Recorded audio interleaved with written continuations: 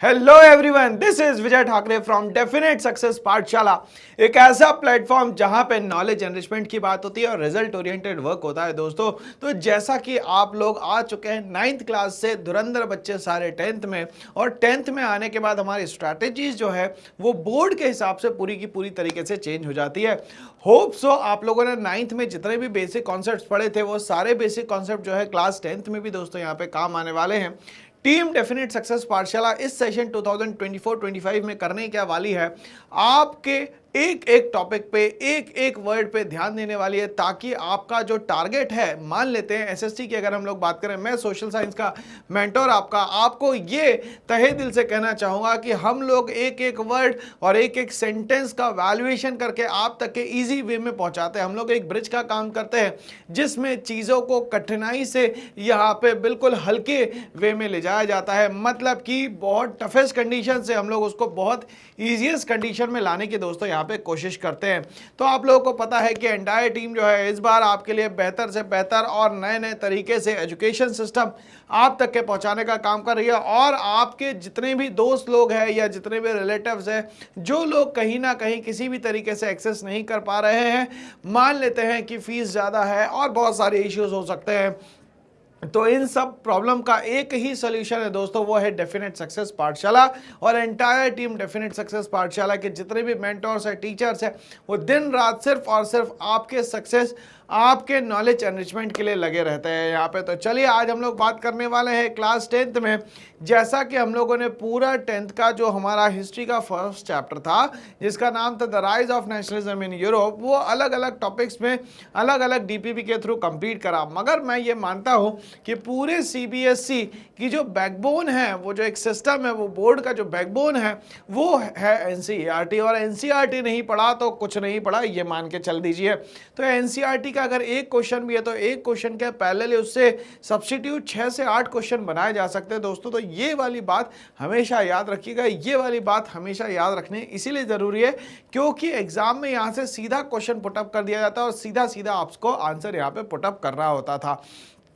तो जो NCERT question पढ़ लेता है या एनसीईआरटी सॉल्यूशंस याद कर लेता है, तो उसके लिए तमाम सारी बातें जो है, कठिनाइयां जो होती है, बहुत ही सरल हो जाती है दोस्तों यहाँ पे। तो NCERT is the basic backbone of the CBSE examination of the board session 2024 and 25। तो चलिए आज के सफरनामा में हम लोग शुरुआत करते हैं। हम लोग rise of nationalism in Europe में चैप्टर नंबर 1 एनसीईआरटी सॉल्यूशन। तो चलिए आपके स्क्रीन पे अब क्वेश्चन आता है, क्वेश्चन नंबर 1 ये कहता है write a note on the Giuseppe Mazzini. तो सर जब हम लोग यहाँ पे चैप्टर पढ़ रहे थे तो हम लोगों ने काफ़ी बेहद अच्छे तरीके से हम लोगों ने यहाँ पे डिस्कशन किया था कि गिउसेपे मजीनी जो है वो कहीं ना कहीं रोल कॉल में कब से आता है, उसको हम लोग समझेंगे और उसके बाद हम लोग इसके आंसर को भी यहाँ पे समझने की कोशिश करेंगे।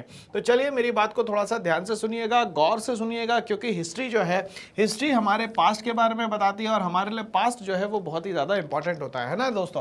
चलिए तो यहाँ पे हिस्ट्री में, पास्ट में हम लोग सबसे पहले हिस्ट्री को क्रोनोलॉजिकल सिस्टम में स्टार्ट करते हैं, और क्रोनोलॉजिकल सिस्टम का मतलब होता है ईयर बाय ईयर हम लोगों को सारा डेटा जो है दोस्तों यहाँ पे याद होना चाहिए, ठीक है।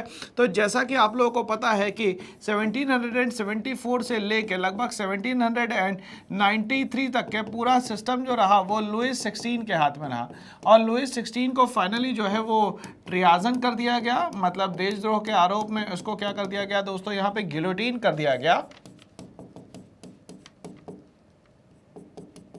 ठीक है भाई। चलिए यहाँ तक है कहानी आप लोगों को बहुत अच्छे से क्लियर है।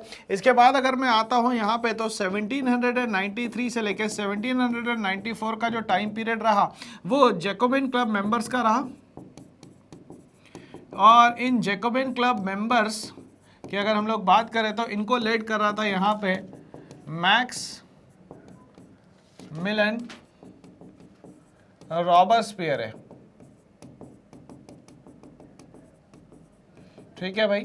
और मैक्सिमिलियन रॉबर्सपियर के साथ क्या हुआ भाई, एक बात याद रखिएगा आप, मैक्सिमिलियन रॉबर्सपियर की कहानी ये रही कि इसको भी जुलाई 1794 में फाइनली गिलोटीन कर दिया, इसको कन्विक्टेड बाय कोर्ट कर दिया गया, कोर्ट ने इसको दोषी माना और इसको भी फाइनली क्या कर दिया दोस्तों, यहाँ पे गिलोटीन कर दिया।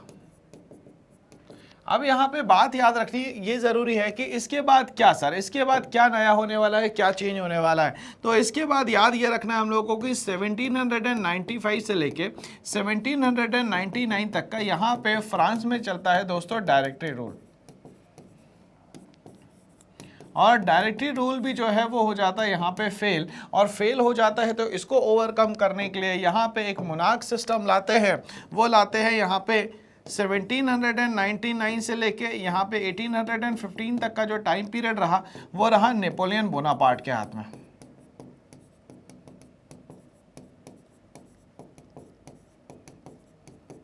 और ये कहीं ना कहीं यहाँ पे लेके आते हैं दोस्तों मिलिट्री डिक्टेटरशिप।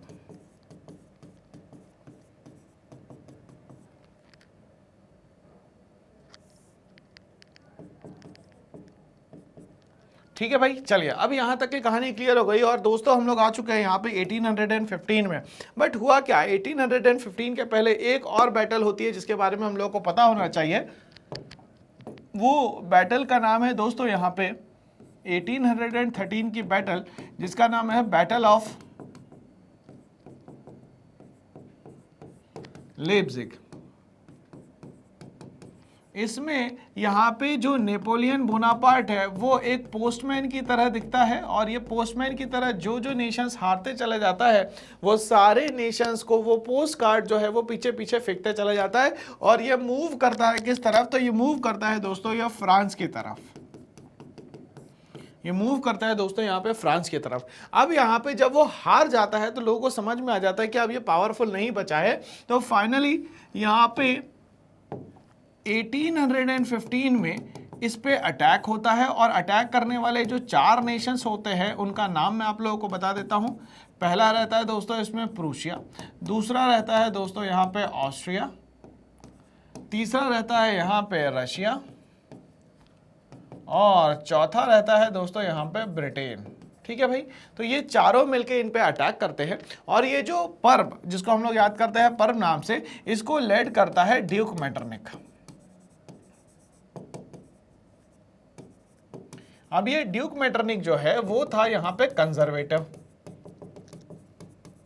अब कहानी ये आ जाती है दोस्तों कि ये कंजर्वेटिव था। अब बाकी लोग जो बच गए, जो लोग कंजर्वेटिव सिस्टम नहीं चाहते थे, अब कंजर्वेटिव सिस्टम में सबसे बड़ी बात क्या होती है दोस्तों, यहाँ पे बात ये होती है कंजर्वेटिव सिस्टम जो है वो कहीं ना कहीं मोनार्क को सपोर्ट करता है। और लोग यहाँ पे जो कंट्री चाहते थे वो चाहते थे डेमोक्रेटिक रिपब्लिक। आप लोगों को याद है एक टर्म कि हम लोगों ने 1848 की जो फ्रेडरिक सॉरी की पेंटिंग देखी थी, उसमें कहा था इसने कि हम लोगों को जो अब कंट्री चाहिए वो कैसी चाहिए भाई, डेमोक्रेटिक रिपब्लिक चाहिए। ठीक है भाई, चलिए तो अब यहाँ पे कंजर्वेटिव्स के अगेंस्ट में ये लोग आ जाते हैं जिनका नाम था भैया लिबरल रेवोल्यूशनरी।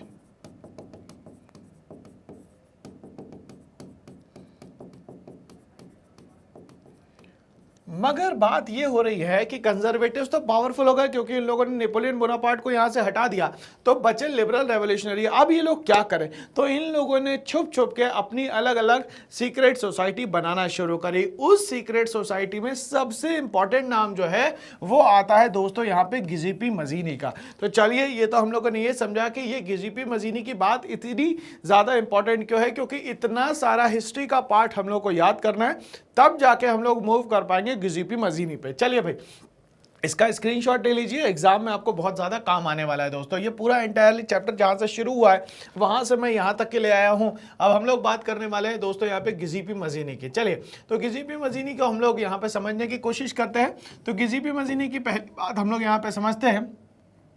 सबसे पहली बात ये कि इसका जो बॉर्न है वो गिनोआ में होता है। ठीक है भाई, अब ये गिनोआ कहाँ पे है सर, तो गिनोआ जो है इटली में है। कहाँ पे है दोस्तों, ये गिनोआ जो है वो कहाँ पे है दोस्तों, इटली में। ठीक है, पहली बात। अब कौन से ईयर की बात कर रहे हैं सर, तो ये हो रहा है 1807। किसकी बात हो रही है सर, 1807 की। ठीक है भाई, चलिए अब हम लोग यहाँ पे बात करते हैं नंबर 2। ये कार्बोनारी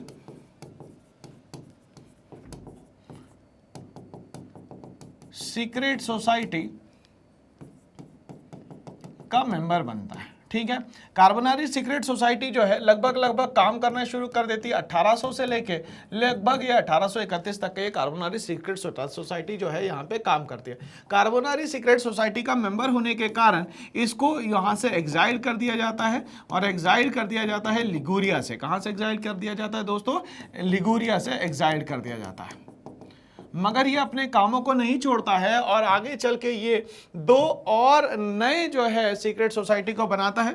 नंबर 1 अगर मैं बात करूं यहाँ पे, तो जो पहली सीक्रेट सोसाइटी बनाता है उसको बोलते हैं बेटा हम लोग यहाँ पे यंग इटली।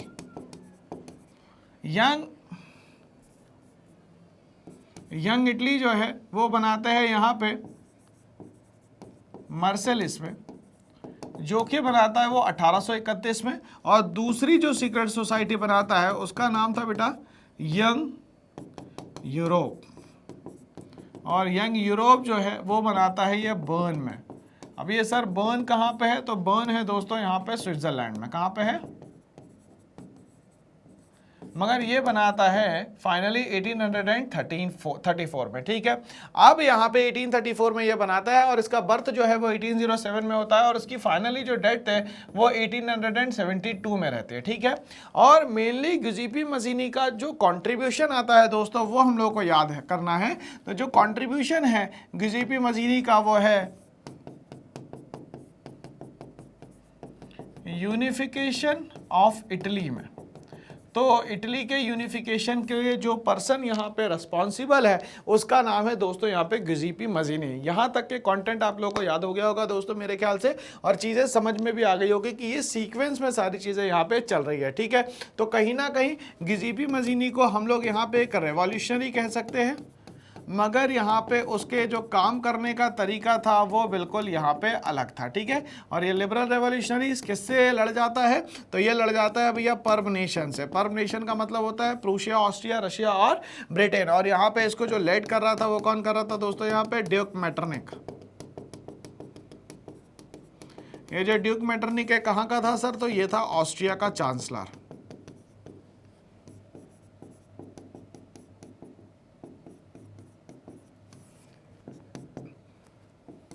ठीक है भाई, यहां तक की कहानी आप लोगों को मेरे ख्याल से क्लियर हो गई। चलिए इसका स्क्रीनशॉट ले लीजिए।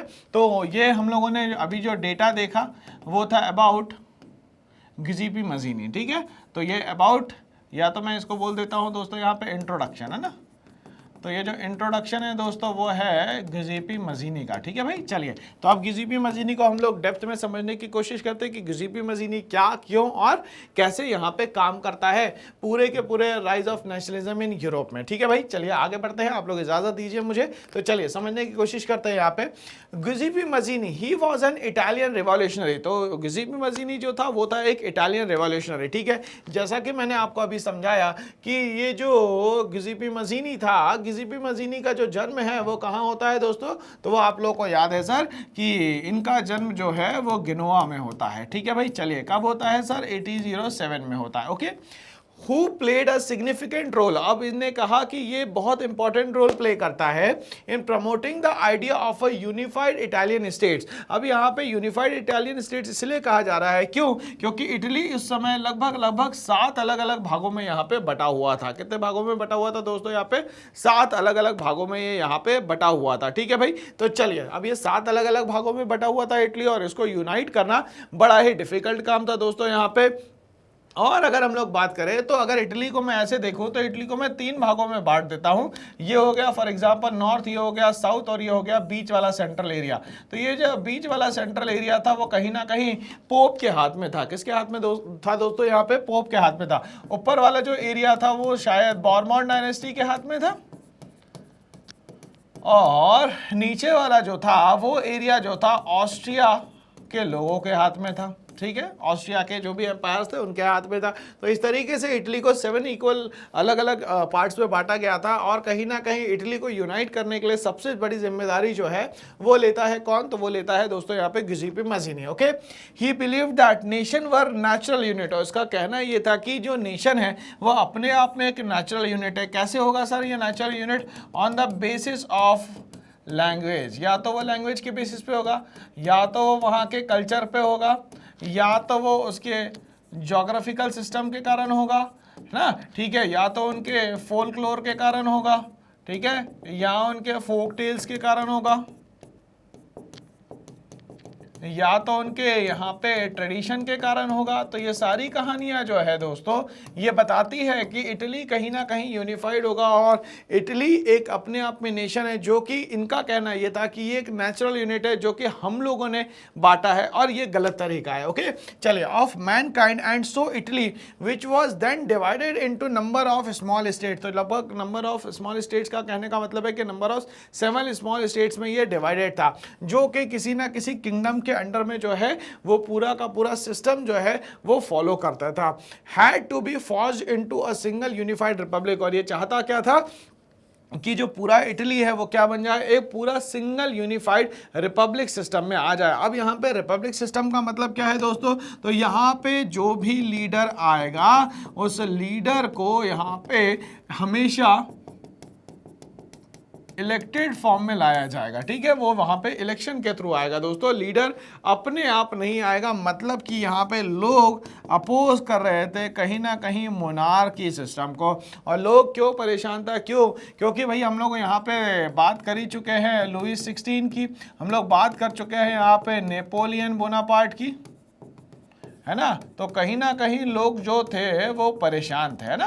चलिए, तो वो मोनार्की नहीं चाहते थे, यहाँ पे क्या चाहते थे कि इटली जो है वो आगे चल के एक रिपब्लिक स्टेट यहाँ पे बन जाए, ठीक है। तो ये हम लोगों ने पढ़ा अभी गियुसेप्पे मज़ीनी के बारे में, और गियुसेप्पे मज़ीनी के बारे में और इंटरेस्टिंग फैक्ट क्या है भाई, तो बोलता है कि ड्यूरिंग द 1830, अब ये जो 1830 टाइम पीरियड आया वो क्या था, ध्यान से समझिएगा। 1813 जो टाइम पीरियड था उसको हम लोग बोलते हैं यहाँ पे जुलाई रेवोल्यूशन,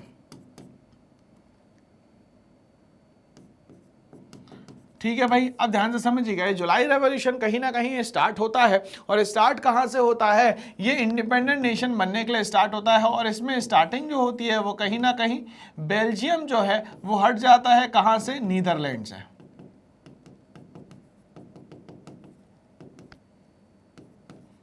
ठीक है। तो यूनाइटेड किंगडम ऑफ नीदरलैंड से एक कंट्री अलग होने की बात करती है, वो है बेल्जियम यहाँ पे दोस्तों, ठीक है ना। चलिए, अब यहाँ पे बोलता है during the 1830 he strive to put together a coherent programme, और उसने अलग अलग तरीके से कोहेरेंट प्रोग्राम यहाँ पे स्टार्ट करना शुरू कर दिया। जैसे कि हम लोगों ने समझा था कि 1831 में उसने और 1834 में उसने, जैसे कि यंग इटली बनाई थी मार्सेलिस में, और यंग यूरोप बनाया था उसने बर्न में। तो ये सीक्रेट सोसाइटी ये शो करती है कि वो चाहता था कि इटली जो है बहुत जल्दी क्या बन जाए भाई, यूनिफाइड हो जाए और एक रिपब्लिक कंट्री बन जाए यहाँ पे।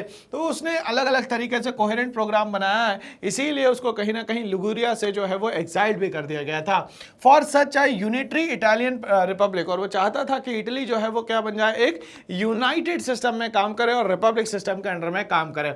It also setup 2 secret society, इसीलिए उस काम को करने के लिए उसने 2 सीक्रेट सोसाइटी बनाई, जिसमें हम लोग बात करते हैं यंग इटली मार्सेलिस और यंग यूरोप जो है वो बर्न में बनाए गए। These societies help in the dissemination of his ideas, और धीरे धीरे करके इन आइडियाज को धीरे धीरे करके आगे यहाँ पे पहुंचाया गया, ठीक है भाई। चलिए, अब इसको पहुंचाया गया मेनली जर्मनी में, इटली में, फ्रांस में और पोलैंड में, ठीक है भाई, याद रखिएगा।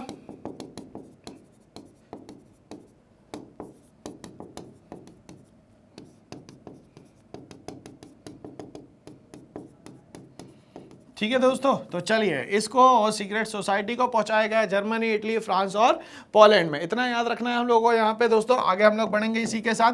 तो ये क्वेश्चन हम लोगों को समझ में आ गया सर कि गियुसेप्पे मज़ीनी कौन था, और गियुसेप्पे मज़ीनी का मेन कॉन्ट्रीब्यूशन जो है वो कहीं ना कहीं इटली में था, और इटली के बारे में हम लोगों ने सारी चीज़ें समझ ली यहाँ पे दोस्तों। तो चलिए हम लोग आगे बढ़ते हैं इसी के साथ। नेक्स्ट क्वेश्चन नंबर हमारे स्क्रीन पर आ चुका है, क्वेश्चन नंबर 2 कहता है काउंट कैमिलो डी क्यूवर के बारे में हम लोग को यहाँ पे बताइए। तो काउंट कैमिलो डी क्यूवर का जो मेन कंट्रीब्यूशन था वो कहीं ना कहीं इटली में ही था, और इटली के यूनिफिकेशन में भी कहीं ना कहीं इसका बेहद बड़ा कंट्रीब्यूशन रहता है। तो चलिए हम लोग इसको समझने की कोशिश करते हैं भाई यहाँ पे।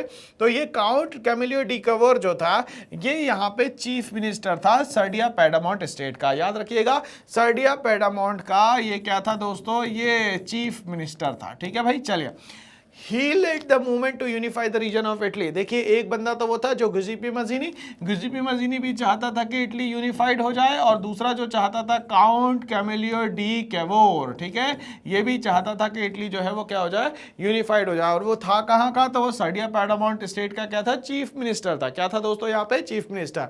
He was neither a revolutionary और नॉर अ डेमोक्रेट। बट बात ये याद रखनी है कि ना वो रेवोल्यूशनरी था ना वो यहाँ पे डेमोक्रेट था। Like many other wealthy and educated members of Italian elite, he spoke French much better than the Italian। मगर यहाँ पे एक प्रॉब्लम ये थी कि उसको बहुत अच्छी लैंग्वेज जो है वो आती थी फ्रेंच। इटालियन उसकी लैंग्वेज तो थी मगर उसको बहुत अच्छी बोलनी नहीं आती थी। तो यहाँ पे इटालियन लैंग्वेज से अच्छी बेहतर लैंग्वेज बोल पाता था वो फ्रेंच, क्योंकि वहाँ पे एलाइट क्लास जो थी वो फ्रेंच लैंग्वेज को बोला करती थी। तो एग्जाम में क्या कॉन्सेप्ट याद करना है दोस्तों कि काउंट कैमिलियो डी कैवोर जो है वो कहीं ना कहीं इटालियन ना रिवॉल्यूशनरी था ना डेमोक्रेट था, बट वो चाहता था कि ये यहाँ पे यूनिफाइड हो जाए। दूसरा ये सर्डिया पैडामोंट का क्या था दोस्तों, ये चीफ मिनिस्टर था। क्या था दोस्तों यहाँ पे, चीफ मिनिस्टर। तो चलिए हम लोग अब देखते हैं उसका क्या कॉन्ट्रीब्यूशन रहा है यहाँ पे फ्रांस में। ही engineered a careful diplomatic alliance with France। अब यहाँ पे उसने एक नया सिस्टम निकाला और एक तरीके से डिप्लोमेटिक सिस्टम लाया। अब आप लोगों को ये याद है कि वो चीफ मिनिस्टर है कहाँ का सर, सर्डिया पैडामोंट का, ठीक है। कौन सर, तो काउंट कैमिलियो डी कैवोर, ठीक है, CCDC, ठीक है। चलिए okay. With the help of which Sardia Pedamont succeeded in defeating the Austrian forces। अब यहाँ पे क्या हुआ कि काउंट कैमिलियो डी कैवोर के कारण बहुत आसानी से ही क्या हुआ, ऑस्ट्रिया की फोर्सेस को यहाँ पे बहुत आसानी से डिफीट कर दिया गया, ठीक है। और ये कब की बात है सर, तो ये 1859 की बात है। जैसा कि मैंने आपसे कहा था कि जो इटली है, इटली को मैं अगर यहाँ पे 3 भागों में बांटता हूँ तो यहाँ पे जो है वो हो गए यहाँ पे बॉर्बन डायनेस्टी, यहाँ पे बीच में रहने वाले हो गए दोस्तों पोप, और जो सबसे आखिरी में थे वो रूल कर रहे थे यहाँ पे ऑस्ट्रिया के लोग। और यहाँ पे CCDC मतलब काउंट कैमिलियो डी कैवोर ने एक अच्छा सा यहाँ पे डिप्लोमेटिक अलायंस करा और फाइनली 1859 में ऑस्ट्रिया की जो फोर्सेस थे उसको हराने में यहाँ पे वो कामयाब हो जाते हैं, ठीक है भाई। This consequently help to free the northern part of the Italy and the Austrian Habsburg, ठीक है। तो अब यहाँ पे क्या बोलता है कि नदर्न पार्ट जो है इटली का वो भी क्या हो जाता है, फ्री हो जाता है। मतलब इटली धीरे धीरे करके हो जाता है यहाँ पे फ्री। तो इस बात को हम लोग को याद रखना है कि नदर्न पार्ट जो है इटली का वो क्या हो जाता है दोस्तों, यहाँ पे फ्री हो जाता है एक तरीके से। तो आपको ये याद भी है कि भाई इटली जो है 7 अलग अलग पार्ट्स में बटा हुआ था, वो कहीं ना कहीं किंग्स और कहीं ना कहीं किंगडम्स के हाथ में जो है वो काम कर रहा था। तो चलिए भाई अब हम लोग आगे बढ़ते हैं। काउंट कैमिलियो डी कैवोर से हम लोग अब बात करने वाले हैं the Greek war of independence की। अब ये ग्रीक वॉर ऑफ इंडिपेंडेंस को हम लोगों को समझना इसलिए जरूरी है क्योंकि ग्रीस को कहा जाता था cradle of the European civilisation. क्यों? क्योंकि ये एक तरीके से कल्चरल या तो ट्रेडिशनल या तो लैंग्वेज सब चीजों का मेन बेस माना जाता था पूरे यूरोप का, इसीलिए ग्रीस को हम लोग कहते थे cradle of the European civilisation. तो चलिए हम लोग ग्रीस वॉर ऑफ इंडिपेंडेंस के बारे में यहाँ समझते हैं कि किस तरीके से ग्रीस को फ्री करा गया और ग्रीस कैसे एक आगे चल के इंडिपेंडेंट नेशन बनता है। क्या थी ट्रीटी ऑफ कॉन्स्टेंटिनोपल, इसको भी यहाँ पे हम लोग समझने की कोशिश करेंगे। चलिए हम लोग यहाँ पे ध्यान से समझते हैं। तो यहाँ पे बोलता है the Greek war of independence, this was a successful war of independence waged by Greek revolutionary. और सबसे अच्छी बात यह रही कि ग्रीस के जो रेवोल्यूशनरीज थे उन लोगों ने इस वॉर को पूरी तरीके से लड़ा बिटवीन 1821 से लेके यहाँ पे बोलता है 1829। तो आप लोग को ईयर याद रखना है कि 1821 से लेके यहाँ पे 1829 के बीच में ग्रीक वॉर ऑफ इंडिपेंडेंस होता है। क्या होता है दोस्तों? यहाँ पे ग्रीक वॉर ऑफ इंडिपेंडेंस होता है। ओके, ये बोलता है किसके अगेंस्ट में? Ottoman empire. अब ये ऑटोमन एम्पायर जो था वो लगभग यूरोप पे 15th सेंचुरी से जो है वो रूल कर रहा था। इस 15th सेंचुरी से कंटिन्यूसली ये रूल कर रहा था किस पे भैया? ग्रीस पे। और वहाँ की जो भी लोकल लैंग्वेजेस है, लोकल जो सिस्टम है उन सबको ये करते जा रहा था खत्म। ठीक है भाई। The Greeks were supported by the western European countries. अब ये बोल रहा है कि ग्रीस जो है वो सपोर्ट में आ गया धीरे धीरे करके वेस्टर्न यूरोपियन कंट्रीज। चलिए मैं एक और बार बता देता हूं आपको कि इस यूरोप को मैं 3 भागों में बांटता हूं। पहला जो हो गया वो हो गया दोस्तों यहाँ पे सेंट्रल यूरोप, दूसरा हो गया ईस्टर्न यूरोप और तीसरा हो गया वेस्टर्न यूरोप। अब ध्यान से समझिएगा, सेंट्रल और ईस्टर्न यूरोप कंटिन्यूसली यहाँ पे फ्लरिश होते हुए चले जा रहे थे। क्यों? क्योंकि यहाँ पे खेती अच्छी खासी थी और यहाँ पे जो पीजेंट्स है वो अच्छा खासा टैक्स दे पाते थे। बट यहाँ पे जो वेस्ट था इस पे कोई यहाँ पे अभी तक के ध्यान नहीं दे रहा था। बट धीरे धीरे करके जैसे ही इंडस्ट्रियलाइजेशन होता है वैसे ही अब ये इंडस्ट्रियलाइजेशन जो है कहाँ से स्टार्ट होता है सर? तो इंडस्ट्रियलाइजेशन स्टार्ट होता है यहाँ पे इंग्लैंड से, और इंग्लैंड में इंडस्ट्रियलाइजेशन लगभग जो है 1760 से लेकर 1770 के बीच में स्टार्ट हो जाता है। अब यहाँ पे धीरे धीरे करके ये यूरोपियन नेशंस में भी आता है, और यूरोपियन नेशंस में वो सारे लोग धीरे धीरे करके जो यहाँ पे कमर्शियल क्लास को स्टार्ट करना चाहते थे वो धीरे धीरे करके यूरोप के वेस्ट साइड में आना शुरू कर देते हैं। और ये जो वेस्ट साइड है, यही वेस्ट यूरोप का जो साइड है वही आगे चल के किसका सपोर्ट करता है दोस्तों? तो वो सपोर्ट करता है यहाँ पे ग्रीस नेशन का, कि वो क्या बन जाए? इंडिपेंडेंट नेशन बन जाए। ठीक है, अब यहाँ पे बात आती है कि जो पोएट्स थे और यहाँ पे जो आर्टिस्ट थे उनका भी एक बहुत बड़ा रोल कॉल था। और यहाँ पे अगर हम लोग बात करें तो बहुत बड़े बड़े पोएट्स और बहुत बड़े बड़े जो आर्टिस्ट थे उसमें एक हमारा नाम आता है जिसका नाम था कैरोल कोर्पुन्स्की। क्या नाम था दोस्तों? कैरोल कोर्पुन्स्की। ठीक है भाई, अब ग्रीस को यहाँ पे इसलिए कहा जाता था cradle of the European civilisation. अब क्रेडल का मतलब क्या होता है सर? तो क्रेडल का मतलब होता है पालना। तो यूरोपियन सिविलाइजेशन का कहीं ना कहीं पालना जो था वो क्या था दोस्तों? यहाँ पे ग्रीस था। ठीक है भाई, चलिए तो हम लोग आगे बढ़ते हैं इसी के साथ। Finally the treaty of Constantinople. अब यहाँ पे क्या हो जाती है दोस्तों? एक ट्रीटी हो जाती है जिसका नाम है treaty of Constantinople 1832। Recognise Greece as an independent nation, और आगे चल के पता चलता है ग्रीस क्या है? एक इंडिपेंडेंट नेशन यहाँ पे बन जाता है। ठीक है भाई, चलिए तो इस पूरे चैप्टर में आप लोगों को दो ट्रीटीज याद करनी है। एक तो याद करनी है दोस्तों यहाँ पे एक ट्रीटी ऑफ वियना,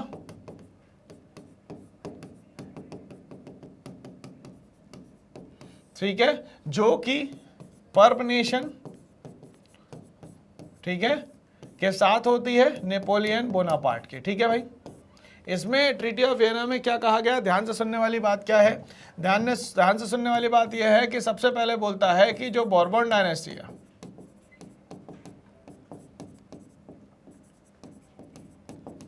वो रीस्टोर कर सकती है अपने पावर को। ठीक है, दूसरा, फ्रांस ने जहां पे भी अभी तक के एनेक्सेशन किया था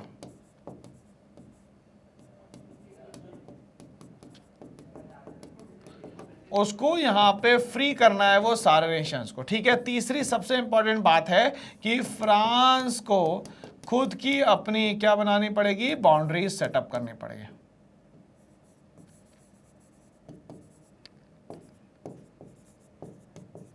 ठीक भाई, फ्रांस को क्या करना पड़ेगा? यहाँ पे खुद की बाउंड्री जो है दोस्तों यहाँ पे सेटअप करनी पड़ेगी।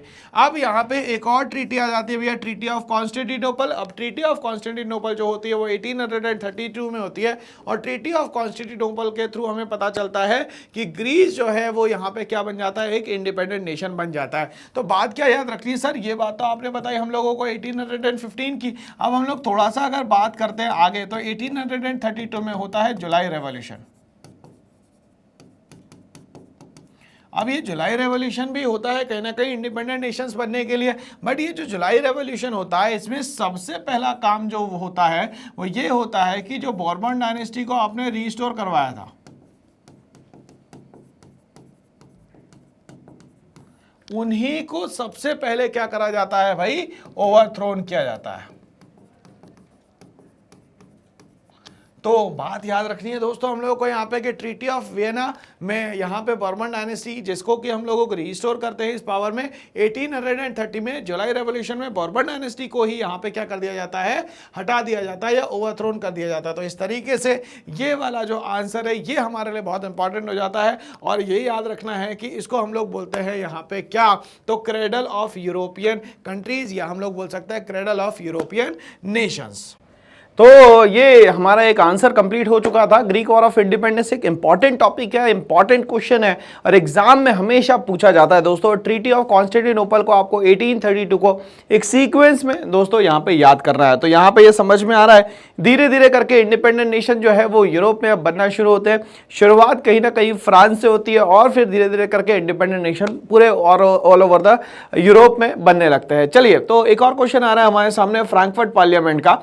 जर्मनी की जो पार्लियामेंट है उसको फ्रैंकफर्ट पार्लियामेंट कहा जाता है। तो अब ये फ्रैंकफर्ट पार्लियामेंट की कहानी क्या है? कहानी कुछ इस तरीके से है, जैसे इंडिपेंडेंट नेशन कंटिन्यूसली बन रहे थे तो लोगों ने ये सोचा क्यों ना हम लोग जर्मनी को भी यहाँ पे एक इंडिपेंडेंट नेशन बना लें। इंडिपेंडेंट नेशन बनाने से फायदा ये रहेगा कि हम लोग अब किसी भी तरीके से किसी भी मोनार्क के अंडर काम नहीं करेंगे। हम लोग यहाँ पे अपना जो भी लीडर है उसको इलेक्टेड यहाँ पे करेंगे और इलेक्टेड करने के बाद वो हो सकता है कि पूरी बातें हमारी मान ले या जो सही बातें हैं उसका हमेशा सपोर्ट करेगा।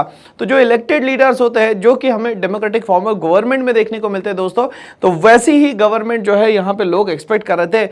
इस फ्रैंकफर्ट पार्लियामेंट को हम लोग यहाँ पे समझते हैं पहले और फिर हम लोग टाइप्स ऑफ गवर्नमेंट को भी यहाँ पे पैरेलली समझते हुए चलेंगे दोस्तों। तो चलिए एनसीईआरटी का ये बहुत इंपॉर्टेंट क्वेश्चन है, चलिए हम लोग समझते हैं इसको। Frankfurt parliament, it was an all German national assembly. अब यहां पे एक बात याद रखनी है कि कहा गया है कि ये जर्मनी की नेशनल असेंबली थी भाई, ठीक है, जर्मनी की नेशनल असेंबली थी जो कि found by the middle class professionals. तो आपको ये याद रखना है कि फ्रैंकफर्ट पार्लियामेंट जो है वो यहाँ पे जर्मनी की थी, पहली बात। दूसरी नेशनल असेंबली थी ये, दूसरी बात ये याद हो गई हमें कि ये जर्मनी की नेशनल असेंबली है। तीसरी जो हमें बात याद रखनी है वो ये याद रखनी है कि इसको यहाँ पे पूरा फॉर्म करने का जो काम किया गया है वो मिडिल क्लास के थ्रू किया गया है, यहां तक की बात याद रखनी है। फिर उसके बाद मिडिल क्लास के अलावा इसमें बिजनेसमैन जुड़ते हैं और प्रॉस्पेरस आर्टिजन जुड़ जाते हैं, जो कि कहीं ना कहीं हम लोगों ने जैकोबिन क्लब मेंबर्स जब बनाते हैं अपना ग्रुप, जिसको हम लोग कहते हैं जैकोबिन क्लब मैक्सिमिलियन रॉबespierre के थ्रू, वो वाले क्लब के ही मेंबर्स जो है कहीं ना कहीं यहाँ पे याद आते हैं हम लोगों को। तो यहाँ पे बोल देता है कि भाई प्रोफेशनल्स होंगे, ये बिजनेसमैन होंगे और यहाँ पे ये प्रॉस्पेरस जो आर्टिजन्स है वो भी यहाँ पे होंगे, belonging to the different German regions. मगर वो एक जगह के नहीं थे, वो जर्मनी के अलग अलग रीजन्स के हुआ करते थे यहाँ पे। It was convened on 18 May 1848, but ये कब बात करते हैं, ये बनती है 18 मई 1848 में। अब ये 1848 जो है यहाँ पे याद रखना है कि इस समय पे यहाँ पे होता है फेब्रुअरी रेवोल्यूशन।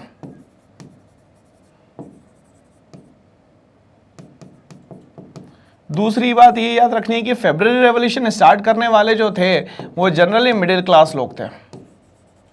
क्यों मिडिल क्लास को याद रखना है? क्योंकि इसके पहले जितने भी पीजेंट्स थे या जो अनएम्प्लॉयड लोग थे उन सारों की प्रॉब्लम जो है सॉल्व हो चुकी थी, बट ये जो मिडिल क्लास थे अभी तक के इनकी प्रॉब्लम जो है किसी भी तरीके से सॉल्व नहीं हुई थी दोस्तों। इसीलिए कहीं ना कहीं यहाँ पे फ्रैंकफर्ट पार्लियामेंट बनाई गई जो कि मिडिल क्लास, बिजनेसमैन और प्रॉस्पेरस जो आर्टिजन्स थे उनके द्वारा बनाई गई। और ये जो कन्वीन्ड होती है कब बनती है फाइनली, तो 18 मई 1848 में बनती है in the church of the Saint Paul in the city of the Frankfurt. ये याद रखना हम लोगों को कि सिटी ऑफ फ्रैंकफर्ट में बनने वाली पार्लियामेंट का नाम है यहाँ पे भैया क्या, वो है यहाँ पे पार्लियामेंट। कौन सी पार्लियामेंट है? तो जर्मन पार्लियामेंट है दोस्तों, है ना। और कौन सा चर्च है दोस्तों? तो ये है सेंट पॉल चर्च। ठीक है भाई, चलिए कहानी यहाँ तक के क्लियर हो गई और हम लोगों को समझ में आ गया कि सर फ्रैंकफर्ट पार्लियामेंट क्या है और यहाँ पे ये फाइनली ये कन्वीन कब होती है, तो 18 मई 1848 को होती है। चलिए आगे बढ़ते हैं हम लोग इसी में। This assembly drafted a constitution. अब यहाँ पे ये लोग जो मिडिल क्लास थे, जो बिजनेसमैन थे और प्रॉस्पेरस आर्टिजन्स थे, 18 मई 1848 को जब ये कन्वीन कर लेते हैं क्या भाई, तो फ्रैंकफर्ट पार्लियामेंट के बारे में सारी चीजें हो जाती है। अब ये बनाना शुरू करते हैं वहां पे constitution for a German nation to be headed by monarchy. अब यहां पे बोला कि ये जो पार्लियामेंट में जो रूल बनाएंगे, रूल का मतलब सीधा सीधा यहां पे कॉन्स्टिट्यूशन से, अगर ये कॉन्स्टिट्यूशन बनाएंगे तो यहां पे जो मोनार्क होगा मतलब जो राजा होगा ये कहीं ना कहीं सब्जेक्ट बन जाएगा पार्लियामेंट का। तो कहानी कुछ इस तरीके से है कि 18 मई 1848 को जब ये फ्रैंकफर्ट पार्लियामेंट की कहानी पूरी सही हो जाती है तो यहां पे बनाना शुरू करते हैं ये लोग कॉन्स्टिट्यूशन। और ये जो कॉन्स्टिट्यूशन है इसमें ये मेन बात कही गई दोस्तों कि अब यहां पे ये जो मोनार्क है, जो राजा है, वो कौन होगा भाई, तो वो होगा सब्जेक्ट। सब्जेक्ट होगा किसके लिए? Subject to parliament. अब सब्जेक्ट टू पार्लियामेंट का मतलब ये हो गया कि ये रिस्पॉन्सिबल है, ये कुछ भी करेगा तो ये हमेशा आंसरेबल रहेगा किसके लिए दोस्तों? यहाँ पे पार्लियामेंट के लिए। ठीक है भाई। अब जाहिर सी बात है कोई भी मोनार्क कभी नहीं चाहेगा कि मेरे ऊपर कोई लॉ हो। क्यों? क्योंकि वो तो रूल मेकर हुआ करता था, सारी चीजों का हेड जो है वो खुद मोनार्क हुआ करता था। बट अगर किसी के अंडर में काम करना पड़ जाए तो मोनार्क का जो है वो यहाँ पे ईगो जो है वो हर्ट हो जाएगा। However it face the opposition from the aristocracy and military. मगर कहीं ना कहीं ये जो सिस्टम बना ये एरिस्टोक्रेसी और मिलिट्री ने इसको क्या करा दोस्तों, अपोज करा। As it was dominated by the middle class it lost its mass support base. अब यहां पे क्या होता है आगे चल के, इसका जो मास सपोर्ट बेस है वो भी इनके पास से यहां से चला जाता है, ठीक है। In the end it was forced to disband on 31 May 1849, ठीक है भाई। तो अब यहां पे हम लोग देखें कि 18 मई 1848 में ये बनना शुरू होता है और ये अपना सफर कंप्लीट करता है 31 मई 1849 में। मतलब लगभग अगर हम लोग बात करें तो एक साल ये पूरा का पूरा चल पाता है। और यहाँ पे सबसे बड़ी बात जो है वो मोनार्क को सब्जेक्ट बना दिया जाता है कि मोनार्क जो है आंसरेबल होगा हमेशा कॉन्स्टिट्यूशन का। तो यही चीज जो है वो मोनार्क को और उसके साथियों को क्या लगेगी दोस्तों, बुरी लगेगी। तो हम लोगों से पूछा गया था कि फ्रैंकफर्ट पार्लियामेंट क्या है, तो फ्रैंकफर्ट पार्लियामेंट सर एक ऐसा पार्लियामेंट है जो कि जर्मन नेशनल असेंबली द्वारा बनाया जाता है। जर्मन नेशनल असेंबली में कौन कौन लोग हुआ करते थे उस समय पे, तो उस समय पे जर्मन नेशनल असेंबली में मिडिल क्लास, बिजनेसमैन और प्रॉस्पेरस जो यहाँ पे आर्टिजन्स हुआ करते थे वो सब हुआ करते थे। ये काम करना शुरू करता है। बट यहाँ पे जो कॉन्स्टिट्यूशन बनाया जाता है उसमें कहा जाता है कि जो मोनार्क होगा, जो राजा होगा, वो हमेशा आंसरेबल होगा दोस्तों पार्लियामेंट के लिए। और यही बात इनको समझ में नहीं आई, यही बात इनको सही नहीं लगी। और फाइनली इनका जो सपोर्ट था, मिडिल क्लास का जो मास सपोर्ट था, वो धीरे धीरे करके कम होने लग जाता है। और फाइनली यहाँ 31 मई 1849 को इसको ना पूरी तरीके से बैन कर दिया जाता है। बट क्या ये स्ट्रगल करना छोड़ देंगे? नहीं, ये स्ट्रगल करना नहीं छोड़ेंगे दोस्तों, ये लगे रहेंगे ताकि आगे चल के जर्मनी जो है इंडिपेंडेंट नेशन जरूर बने। तो इस तरीके से हमें समझ में आ रहा है दोस्तों कि यहां पे फ्रैंकफर्ट पार्लियामेंट की इंपॉर्टेंस क्या है। तो चलिए हम लोग आगे बढ़ते हैं, नेक्स्ट क्वेश्चन की तरफ आते हैं हम लोग। नेक्स्ट क्वेश्चन बोलता है the role of women in nationalist struggle. अब ये वुमेन जो है इस पूरे rise of nationalism in Europe में किस तरीके का उनका स्ट्रगलिंग रोल रहा, क्या इनको राइट टू वोट, मेनली तो उनका मेन कंसर्न ये था कि हम लोगों को हमेशा एक्टिव पार्टिसिपेंट्स की तरह देखा जाए, एक्टिव सिटीजन्स की तरह देखा जाए। वो एक्टिव पार्टिसिपेंट्स तो थी मगर वो एक्टिव सिटीजन नहीं थे, उनको हमेशा माना गया था एक तरीके से पैसिव सिटीजन। फ्रैंकफर्ट पार्लियामेंट में भी जब यहाँ पे क्या होता है भाई, वोटिंग की बात होती है तो यहाँ पे भी उनको सिर्फ एक स्पेक्टेटर की तरह यहाँ पे ट्रीट किया जाता है। और इस तरीके से कहीं ना कहीं फ्रांस में भी इनको राइट टू वोट नहीं मिलता। फाइनली जाके इनको वोट जो है वो कब मिलता है भाई, 1946 में करने को मिलता है राइट टू वोट।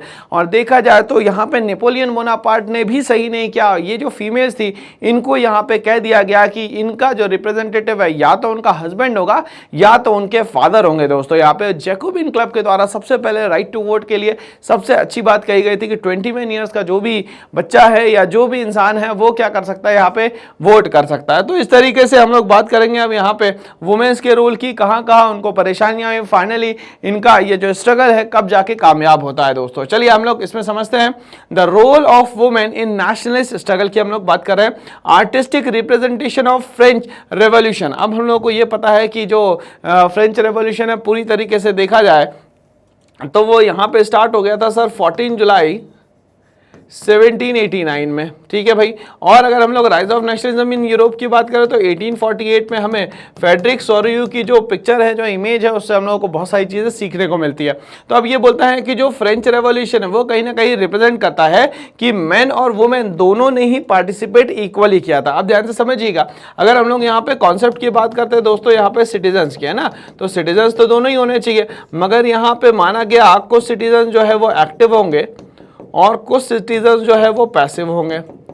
अब कॉन्सेप्ट ये समझ में आ रहा है सर, एक्टिव का मतलब वो लोग जो कि किसी न किसी तरीके से क्या करते होंगे, यहाँ पे गवर्नमेंट को टैक्स दे पाते होंगे, और जो पैसिव वो जो टैक्स नहीं दे पाते होंगे। तो अब यहाँ पे वुमेन्स को किस कैटेगरी में मान लिया गया भैया, यहाँ पे तो वुमेन्स को मान लिया गया पैसिव सिटीजन्स की कैटेगरी में। बट यहाँ पे जब बात हो रही है फ्रेंच रेवोल्यूशन की, इनका पार्टिसिपेशन इक्वल है, मगर यहाँ पे उनको वोट का राइट जो है वो नहीं दिया जा रहा है। ओके चलिए बात करते हैं हम लोग आगे। Liberties personified as a women. अब यहाँ पे देखा जाएगा कि फ्रीडम जो है, फ्रीडम के जो फीमेल एलिगोरी है वो माना गया था हमेशा वुमेन को, ठीक है ना भाई। चलिए तो हमेशा फीमेल फिगर जो है, फीमेल एलिगोरी जो है वो यहाँ पे क्या शो करती है दोस्तों, तो वो शो करती है कहीं ना कहीं लिबर्टी, मतलब फ्रीडम की बात होती है। Liberal nationalism propounded the idea of universal suffrage. अब यहाँ पे लिबरल नेशनलिज्म जो थे, लिबरल नेशनलिस्ट जो थे, वो कहीं ना कहीं बात करते हैं यूनिवर्सल सफरेज की। सब ये लिबरल नेशनलिस्ट जो है वो आए कब और कहां से आए, इसको ध्यान से समझने की कोशिश करना। हम लोगों ने बात करी थी कि नेपोलियन बोनापार्ट जो है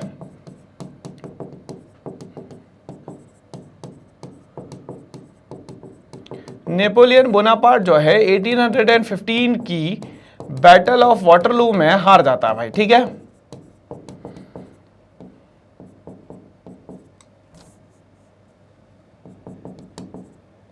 चलिए, अब इसको हराने वाले जो रहते हैं वो कौन रहते हैं सर? तो वो 4 नेशंस रहते हैं जिनका नाम मैंने आप लोगों को बताया था, प्रूशिया, ऑस्ट्रिया, रशिया और ब्रिटेन, ठीक है भाई। ये हो गया इनका वर्सेस, ठीक है भाई। अब ध्यान से सुनिएगा, अब प्रूशिया, ऑस्ट्रिया, रशिया और ब्रिटेन ने मिलकर किसको हरा दिया दोस्तों? तो वो हरा दिया यहाँ पे नेपोलियन बोनापार्ट को। तो इसकी कहानी खत्म। अब ये लोग जो है, इन लोग जो लीड कर रहे थे वो कर रहे थे कंजर्वेटिव सिस्टम से,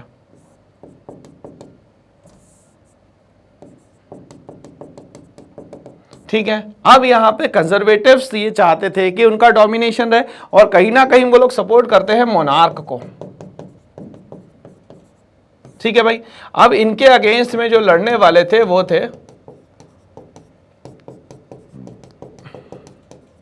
लिबरल नेशनलिस्ट, जो कि कहीं ना कहीं डिमांड करते थे दोस्तों डेमोक्रेसी की, ठीक बात है। चलिए, अब यहां पे बोल रहा है कि लिबरल, ये जो नेशनलिज्म है, propounded the idea of universal suffrage. तो ये लिबरल नेशनलिस्ट ही चाहते थे कि हम लोगों को क्या मिले? यूनिवर्सल सफरेज मिले। यूनिवर्सल सफरेज का सीधा सीधा मतलब हो गया कि सभी को राइट टू वोट मिले। वो एक एज हो सकती है, यूनिवर्सल एडल्ट फ्रेंचाइज की एक एज हो सकती है, उसके बाद सारे लोगों को यहाँ पे वोट मिले। जैसे कि आप लोगों ने देखा था कि जैकोबिन क्लब के टाइम पे 21 साल या 21 साल के ऊपर जो भी होगा उसको क्या मिलेगा? वोटिंग राइट यहाँ पे मिलेगा, okay. Leading to women's active participation in the nationalist movement in Europe. और यहाँ पे बात करी जा रही है कि वुमेन जो थी वो यहाँ पे एक्टिव पार्टिसिपेंट थी पूरे के पूरे फ्रेंच रेवोल्यूशन में, जितने भी मूवमेंट्स हुए उन सब में। एल्दो women had actively participated in nationalist struggle, they were given little or no political rights। अब यहाँ पे एक्टिवली पार्टिसिपेंट्स तो थे, मगर यहाँ पे बात करी जाए उनको पॉलिटिकल राइट्स की, तो पॉलिटिकल राइट्स तो उनको बिल्कुल भी नहीं मिलता था। ना तो उनको यहाँ पे दी जा रही है लिबर्टी, और ना तो इन लोगों को किसी भी तरीके से मिल रहा है दोस्तों पॉलिटिकल राइट। ये सिस्टम जो है बहुत ज्यादा गलत हो गया था, और यही कहीं ना कहीं डिस्क्रिमिनेशन दोस्तों यहाँ पे क्रिएट करता है, okay. N example being the Frankfurt parliament. और फ्रैंकफर्ट पार्लियामेंट एक बहुत जीता जागता हमारे पास एग्जांपल है कि वहां पे उस चर्च की क्या नाम था दोस्तों उसका? सेंट पॉल चर्च में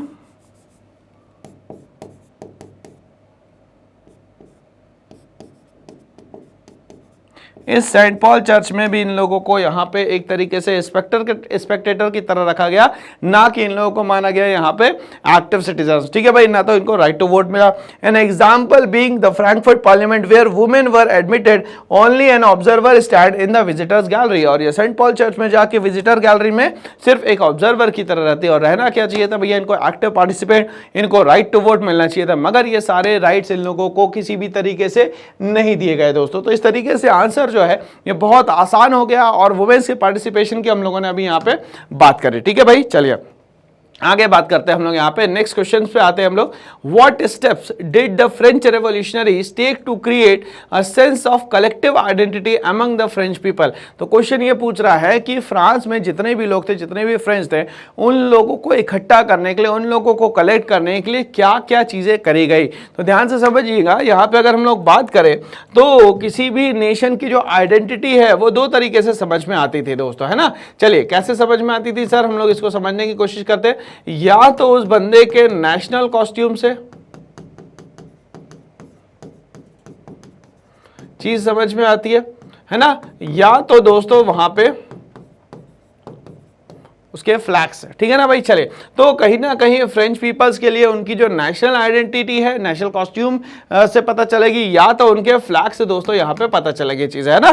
चले भाई, तो समझते हैं इसके क्वेश्चन के आंसर को। The French revolutionary took many important steps to create a sense of collective identity. तो यहाँ पे फ्रेंच रेवोल्यूशनरीज ने बहुत सारे स्टेप्स करे, बहुत सारे तरीके अपनाए, जिससे लोग जो है ज्यादा से ज्यादा दोस्तों यहाँ पे जुड़ सके। अमंग द फ्रेंच पीपल दीस वर, अब क्या क्या थे वो एक एक चीजों को हम लोग यहाँ समझते चलेंगे और याद भी करते हुए चलेंगे दोस्तों। The French revolutionary introduced various measures and practices that could create a sense of collective identity among the French people, ठीक है।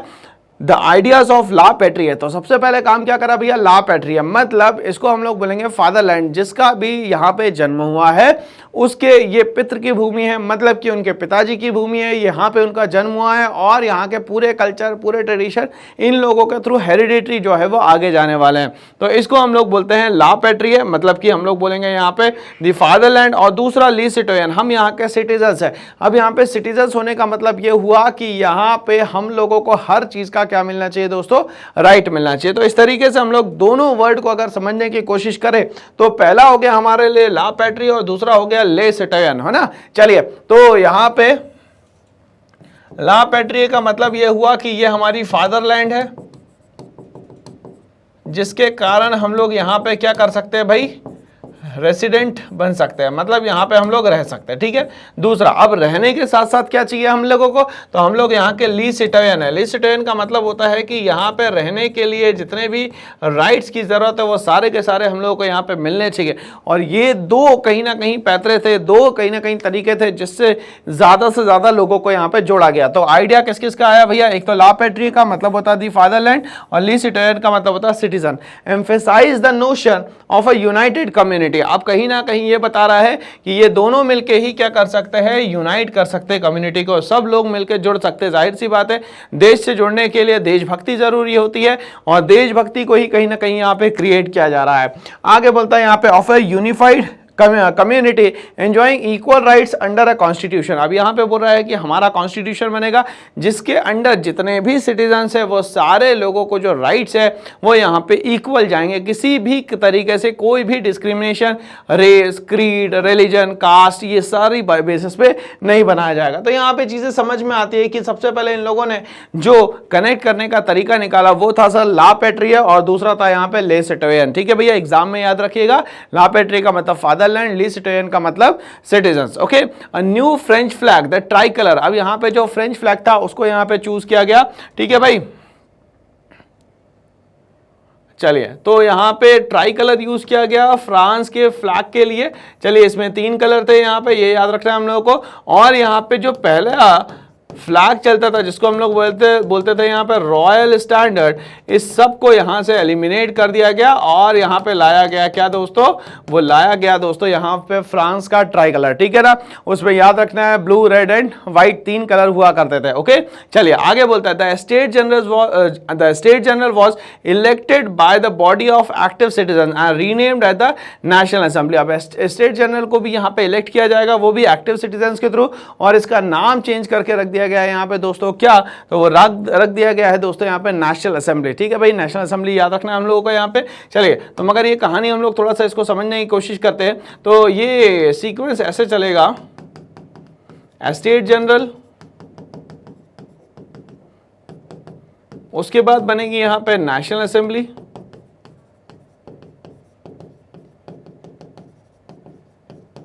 और उसके बाद बनेगा यहाँ पे कन्वेंशन। ठीक है भाई, चलिए कहानी याद रखिएगा।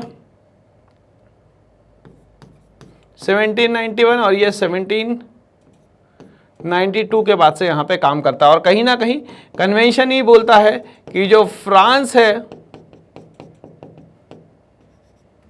वो यहां पे रिपब्लिक बन गया। ठीक है भाई, चलिए आगे क्या बोलता है यहाँ पे, न्यू हिम्स वर कंपोज, और यहाँ पे क्या बोल रहा है कि नए नए तरीके से हिम्स को कंपोज किया गया देश के लिए। Oath taken and Martinez commemorated all in the name of the nation. पहले क्या होता था, मोनार्क के नाम से ये सारी चीजें होती थी, बट ये चेंज होके अब सारा किसके नाम पे चला गया है दोस्तों, वो सारा चला गया है अब सिर्फ और सिर्फ नेशन के नाम पे, ना कि किसी मोनार्क या किसी राजा के नाम पे। तो यही कहानी हम लोग को याद रखनी है और यही सारी चीजें जो है कहीं ना कहीं हम लोग को यूनाइट करने का काम करेंगे। चलिए उसके आगे हम लोग और सिस्टम्स की बात करते हैं। Centralised administrative system was put in place and it formulated uniform laws. अब वहां पे सेंट्रल एडमिनिस्ट्रेटिव सिस्टम लाया गया, मतलब सारी चीजें एक जगह से अब ऑपरेट होने वाली है और यहाँ पे यूनिफॉर्म लॉज लाए गए, मतलब सारे सिटीजन्स के लिए जो लॉ है वो सारी जगह पे क्या होंगे, इक्वल होंगे विद इन इट्स टेरिटरी, मतलब उसकी टेरिटरी में, मतलब कि पूरा का पूरा नेशनल असेंबली के अंडर में जो भी टेरिटरी आएगी वो सारी जगह पे जो लॉज है वो एक जैसे यहाँ पे चलने वाले हैं। Internal custom duties and dues were abolished. अब यहाँ पे क्या बोलता है, जो इंटरनल कस्टम ड्यूटीज थी, अब ये कस्टम ड्यूटीज क्या होती है सर, तो कस्टम ड्यूटीज को सीधा सीधा हम लोग बोल सकते हैं यहाँ पे बैरियर टैक्स। तो एक जगह से दूसरी जगह अगर हमें जाना है तो उस जगह को क्रॉस करने के लिए हमें कुछ टैक्स देना पड़ता था। तो यहाँ पे इंटरनल कस्टम ड्यूटीज और ड्यूज को जो है, या मैनोरियल ड्यूज कह सकता हूं मैं, मैनोरियल ड्यूज मतलब राजा का अगर आपके पास कुछ उधार है तो वो were abolished and uniform system of weights and measures was adopted. और यहाँ पे जो अलग अलग सिस्टम थे, कस्टम ड्यूटीज थे, उन सबको खत्म किया गया और एक uniform weights and measure system यहाँ पे बनाया गया। आगे हम लोग बात करते हैं, रीजनल डायलेक्ट्स वर डिस्करेज। तो जितने भी रीजनल डायलेक्ट्स यहाँ पे चलते थे उन सबको डिस्करेज किया गया दोस्तों यहाँ पे। और French as it was spoken written in Paris, और ये सबसे ज्यादा कहाँ बोली जाती थी, तो ये बोली जाती थी दोस्तों यहाँ पे पेरिस में। तो पेरिस में यहाँ पे कहा गया कि भाई जो सबसे ज्यादा लैंग्वेज यूज हो रही है वो फ्रेंच है और लिखी कहाँ जा रही है, पेरिस में। Become the common language of the nation. और फ्रांस में जो चलने वाली अब लैंग्वेज है वो फ्रेंच चलेगी, किसी भी तरीके का कोई भी रीजनल डायलेक्ट यहाँ पे नहीं चलने वाला। तो ये सारी चीजें जो है कहीं ना कहीं यहाँ पे यूनाइट कर रही है लोगों को, और कहीं ना कहीं फ्रांस को एक डेमोक्रेटिक कंट्री बनाने में ये यही सारी चीजें जो है कहीं ना कहीं एक साथ लाके एक साथ में यहाँ पे फ्रेंच रेवोल्यूशन को कंप्लीट करते हो, फ्रांस जो है आगे चल के एक इंडिपेंडेंट नेशन यहाँ पे बनता है। चलिए, तो एक और क्वेश्चन आ रहा है, बहुत ही बेहद ही आसान सा क्वेश्चन है और ये सीधा सीधा क्वेश्चन आपसे एग्जाम में पूछा भी जाता है। Who were Marianne and Germania. तो मैंने कहा था कि फीमेल फिगर जो है वो यहाँ पे दो होंगी और दो हमें याद रखनी है, मैरियाने और जर्मेनिया। अब दूसरी बात हम लोग को ये याद रखनी है कि इंडिया में अगर हमारे से कुछ पूछा जाए कि फीमेल एलिगोरी कौन है तो वो रहेगी भारत माता। चलिए, इसके बारे में क्या पूछता है, what was the importance of the way in which they were portrayed. क्या इंपॉर्टेंस था इनको शो करने का, क्या महत्वपूर्ण बातें थी, क्या जरूरी बातें थी जिसके कारण इनको यहाँ पे हर जगह पे हर चौराहे पे इनको लगाया भी गया था, ये हम लोग को बताना है। तो चलिए हम लोग दोनों का कंपैरिजन करते हैं और समझते हैं कि ये दोनों जो पोर्ट्रे किया गया फीमेल एलिगोरी को वो क्या थी। Marianne and Germania were respective females allegories for the France and the German nation. तो फ्रांस और जर्मन नेशंस की ये फीमेल एलिगोरी हुआ करती थी और कहीं ना कहीं ये शो करती है दोस्तों लिबर्टी, मतलब कहीं ना कहीं फ्रीडम की बात होती है।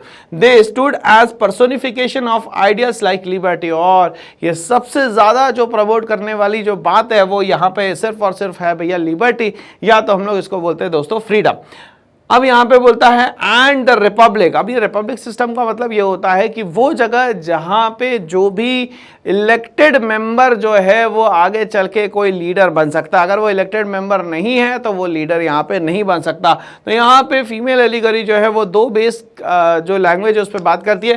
पहला तो यह कि वो लिबर्टी की बात करती है, फ्रीडम की बात करती है। दूसरा ये बात करते हैं रिपब्लिक का, मतलब यहाँ जो गवर्नमेंट बनेगी वो हमेशा एक तरीके से इलेक्टेड गवर्नमेंट बनेगी। The importance of the way in which they were portrayed. अब यहाँ पे ये बोल रहा है कि इसकी जो इंपॉर्टेंस है ये पोर्ट्रे क्यों की गई है, ले in the fact that the public could identify with their symbolic meaning. अब यहाँ पे जितने भी पब्लिक है उनको कहीं ना कहीं एक सिंबॉलिक मीनिंग दिखना चाहिए, कहीं ना कहीं सिंबलाइज किया जाए। जैसे कि अभी अपन लोगों ने देखा कि फ्रांस ने रॉयल स्टैंडर्ड जो है उसको हटा दिया और फाइनल लेके आ गया कहीं ना कहीं अपना ट्राई कलर, और कहीं ना कहीं बात करता है कि वो अलग अलग रीजनल डायलेक्ट्स को हटा के वो एक नॉर्मल लैंग्वेज लिया जाता है जो कि कॉमनली यूज होती है, जिसको हम लोग बोलते हैं यहाँ पे फ्रेंच, है ना दोस्तों, ठीक है। This would instil a sense of national unity in them. और कहीं ना कहीं ये सारी चीजें हम लोगों को बताती है नेशनल यूनिटी, ठीक है। तो जर्मेनिया की बात करें या हम लोग यहाँ पे बात करें भैया क्रिस्टीन मैरियाने की, तो ये दोनों ही कहीं ना कहीं बताती है नेशनलिस्ट फ्रीडम के बारे में, कहीं ना कहीं लिबर्टी के बारे में, और ये बात करती है कि ऐसा नेशन होना चाहिए जो कि रिपब्लिक सिस्टम को फॉलो करे। चलिए हम लोग आते हैं नेक्स्ट क्वेश्चन पे, बहुत इंपॉर्टेंट क्वेश्चन है।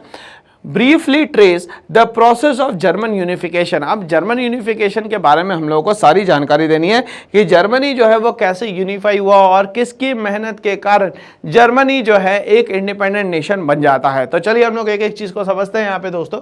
इन 1848, अब ये जो समय था 1848 वो था फरवरी रेवोल्यूशन का दोस्तों। Middle class Germans tried to unite the different regions of the German confederation into nation states. अब यहाँ पे 1848 में जब फरवरी रेवोल्यूशन में मिडिल क्लास ने किया तो यहाँ पे जर्मनी में भी लोग इकट्ठा होना चाहते थे और वो चाहते थे कि ये जो अलग अलग फेडरेशंस बने हुए हैं, अलग अलग भागों में बटा हुआ है, इसको एक कर दिया जाए। तो वहाँ पे अगर देखा जाए तो टोटल मिला के 39 कॉन्फेडरेशन हुआ करते थे, ठीक है भाई। चलिए आगे बात करते हैं। Govern by an elected parliament, और वो चाहते थे कि वहाँ पे क्या हो जाए भैया, एक इलेक्टेड पार्लियामेंट यहाँ पे बन जाए। और और हम लोगों ने ऑलरेडी लास्ट कुछ क्वेश्चंस में समझ के रखा था कि सर 18 मई 1848 को वहां पे इलेक्शन होते हैं, है ना, और ये लगभग 31 मई 1849 तक के, एक साल तक की कहानी रहती है। उसके बाद तो ये सब कुछ बैंड हो जाता है, क्योंकि मोनार्क को कहा जाता है कि भाई यहाँ पे सब्जेक्ट बन जाओगे आप किसके, कॉन्स्टिट्यूशन के।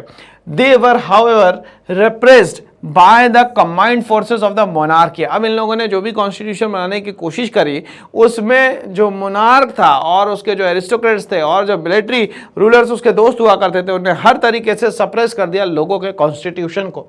Military supported by the large land owners of the Prussia, और यहाँ पे large owner of the Prussia जो है और यहाँ पे जो भी पावरफुल लोग हुआ करते थे वो सारे के सारे मोनार्क के साथ थे। तो इन्हें जो कॉन्स्टिट्यूशन बनाया उसको क्या कर दिया गया, सप्रेस कर दिया गया।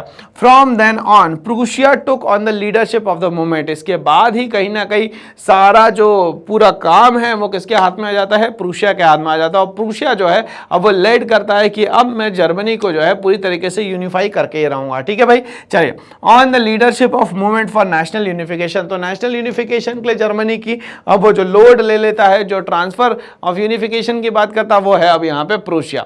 It's chief minister auto von Bismarck. ठीक है, तो अब हम लोग बात करते हैं कि वहां का जो चीफ मिनिस्टर था वो था auto von Bismarck. Was the architect of this process with the help of Prussian army. अब वो प्रूशियन आर्मी के साथ कहीं ना कहीं जर्मनी की यूनिफिकेशन के लिए लड़ाई लड़ता है यहाँ पे। एंड ब्यूरोक्रेसी, तो प्रूशियन आर्मी और ब्यूरोक्रेसी की मदद से कहीं ना कहीं जर्मनी की यूनिफिकेशन की हम लोग बात करेंगे।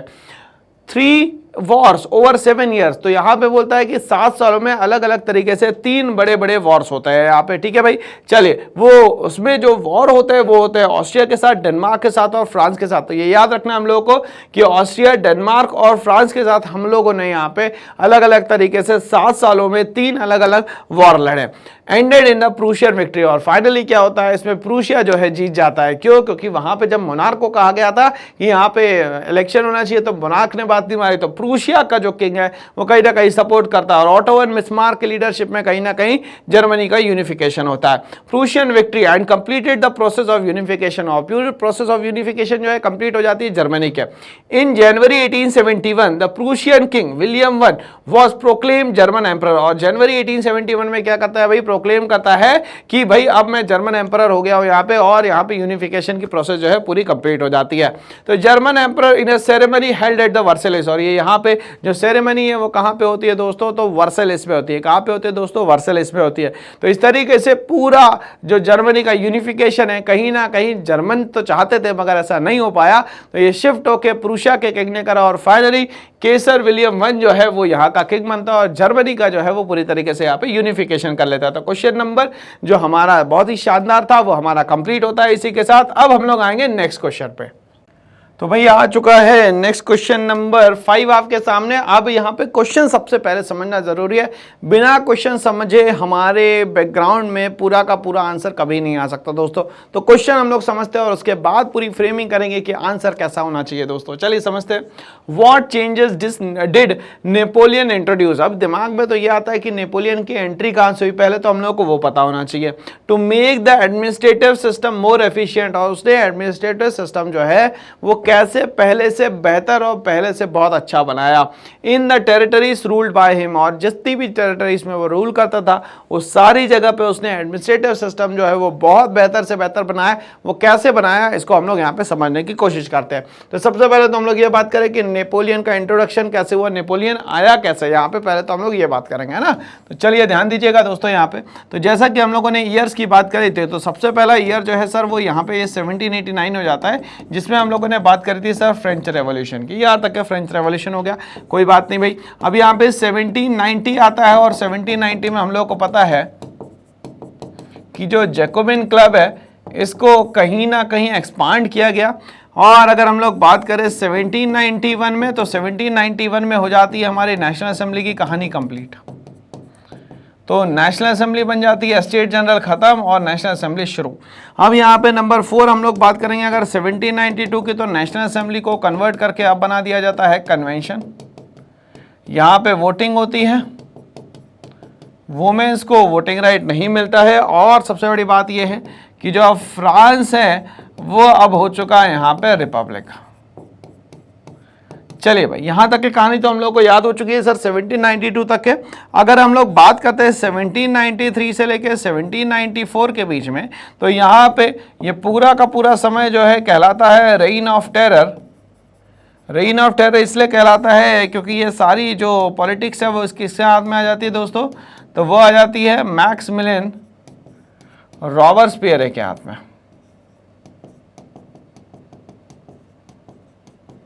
ठीक है भाई, मगर इसका गिलोटिन सिस्टम जो है वो फेल कर देता है पूरे सिस्टम को, और यहाँ पे मैक्सिमिलियन रॉबर्सपियर के बाद पूरी जो राजनीति है वो आ जाती है मिडिल क्लास के हाथ में। अब ये मिडिल क्लास कौन है, तो ये मिडिल क्लास जो है वो वेल्दियर मिडिल क्लास है ना, वेल्दियर मतलब रिचेस्ट है ना, पैसे वाले। ओके चलिए, अब वेल्दियर मिडिल क्लास ये सोचती है कि पावर जो है किसी एक के हाथ में रहने से ही हमेशा नुकसान होता है, तो हम लोग एक काम करते हैं कि इस पावर को डिस्ट्रीब्यूट करते हैं, और इस पावर को डिस्ट्रीब्यूट कर देते हैं हम लोग डायरेक्टरी में। तो डायरेक्टरी रूल लगाया गया भैया फ्रांस में, और वो लगभग 1795 से लेकर 1799 तक के चलता रहा, मगर आपसी में क्लैशिंग होने के कारण इसका फायदा उठाया जाता है, और यहाँ पे कॉन्सुल सिस्टम लेके आता है नेपोलियन बोनापार्ट।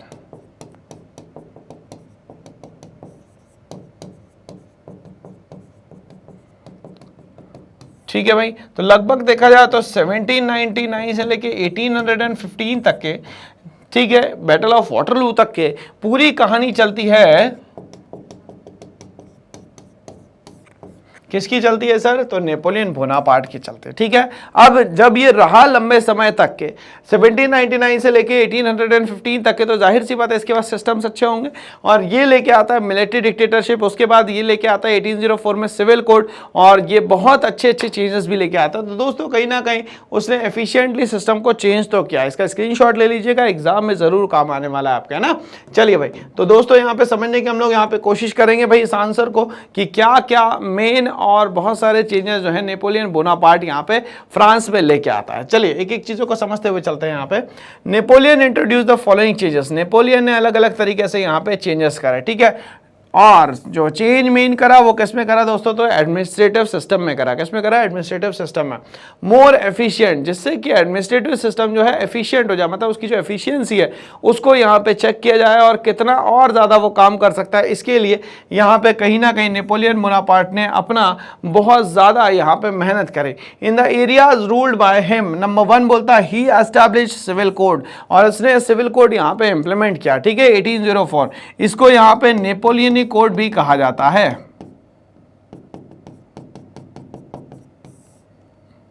ठीक है भाई, तो याद रखिएगा इसको नेपोलियन कोड भी कहा जाता है, और यहाँ पे इसको सिविल कोड भी दोस्तों यहाँ पे कहा जाता है। ओके चलिए, also known as the Napoleon code, it did away all the privileges based on birth. अब इसने सबसे पहली जो कंडीशन रख दी कि भाई यहाँ पे किसी भी तरीके से नंबर 1 जो है प्रिविलेजेस बाय बर्थ जो है वो नहीं होंगे, मतलब जो भी पर्सन क्लर्की या नोबल्स के यहाँ बर्थ लेता था उसको बहुत सारी फैसिलिटीज मिलती थी बाय बर्थ। तो इसने कहा ऐसी तरीके की किसी भी फैसिलिटीज को यहाँ पे प्रोवाइड नहीं किया जाएगा, कुछ भी हो जाए। और लोग इससे बहुत प्रभावित हो गए, लोग बहुत खुश हो गए कि चलो नेपोलियन बोनापार्ट ने एक बहुत अच्छा यहाँ पे काम करा कि नोबल्स और क्लर्की जो कि हम पे अभी तक के डोमिनेंस करते थे, जो कि हमें आज तक के परेशान करते थे, हर तरीके का हमसे टैक्स ले लेते थे, अब हम लोग कहीं ना कहीं उनके लिए लाइबल नहीं है, और उनकी जो लाइबिलिटीज है वो हमें पे नहीं करनी। अभी क्या होता था कि ये थर्ड क्लास जो है वो पैसा देती थी नोबल्स और क्लर्की को, और वो जो जिसको भी लाइबिलिटीज देनी होती थी वो उनको चुकाते। तो इस तरीके से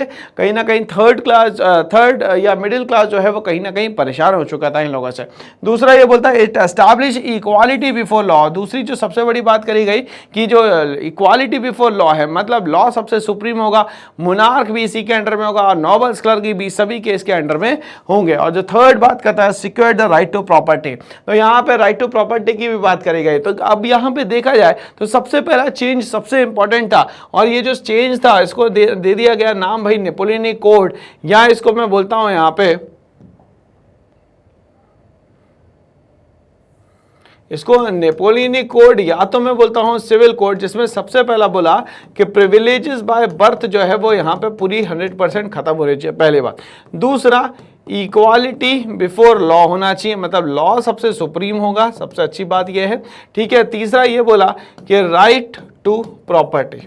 अब भाई प्रॉपर्टी होगी तभी तो उसकी इकोनॉमिकल कंडीशन अच्छी होगी, जब उसकी इकोनॉमिकल कंडीशन अच्छी होगी तो धीरे धीरे करके उसका स्टैंडर्ड ऑफ लिविंग भी दोस्तों जो है वो अच्छा हो जाएगा और ये एक बेहतर से बेहतर नेशन यहाँ पे बन पाएगा। तो जो पहला चेंज किया सिविल कोड में वो इन्हें 3 टाइप में डिवाइड किया, प्रिविलेजेस बाय बर्थ को खत्म करना है, इक्वालिटी बिफोर लॉ लाना है, और तीसरा सबसे इंपॉर्टेंट राइट टू प्रॉपर्टी यहाँ पे मिलेगी। नंबर 2 हम लोग बात करें ही सिंप्लीफाइड एडमिनिस्ट्रेटिव डिवीजन, और इसने क्या करा कि एडमिनिस्ट्रेटिव जो डिवीजन था उसको थोड़ा सा इजी कर दिया। एबॉलिश्ड फ्यूडल सिस्टम, अब यहाँ पे फ्यूडल सिस्टम को पूरी तरीके से एबॉलिश कर दिया गया।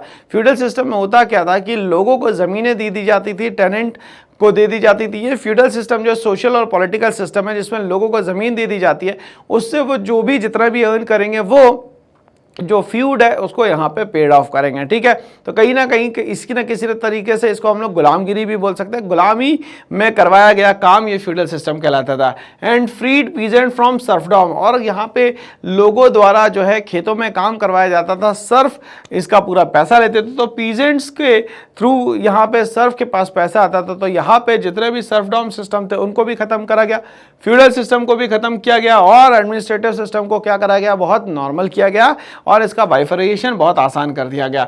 एंड मेमोरियल ड्यूज, जो भी राजा के किसी के ऊपर भी किसी भी तरीके के ड्यूज थे वो सारे के सारे क्या करे जाएंगे, माफ करे जाएंगे। कब माफ करे जाएंगे, तो वो सिविल कोड 1804 में माफ किए जाएंगे।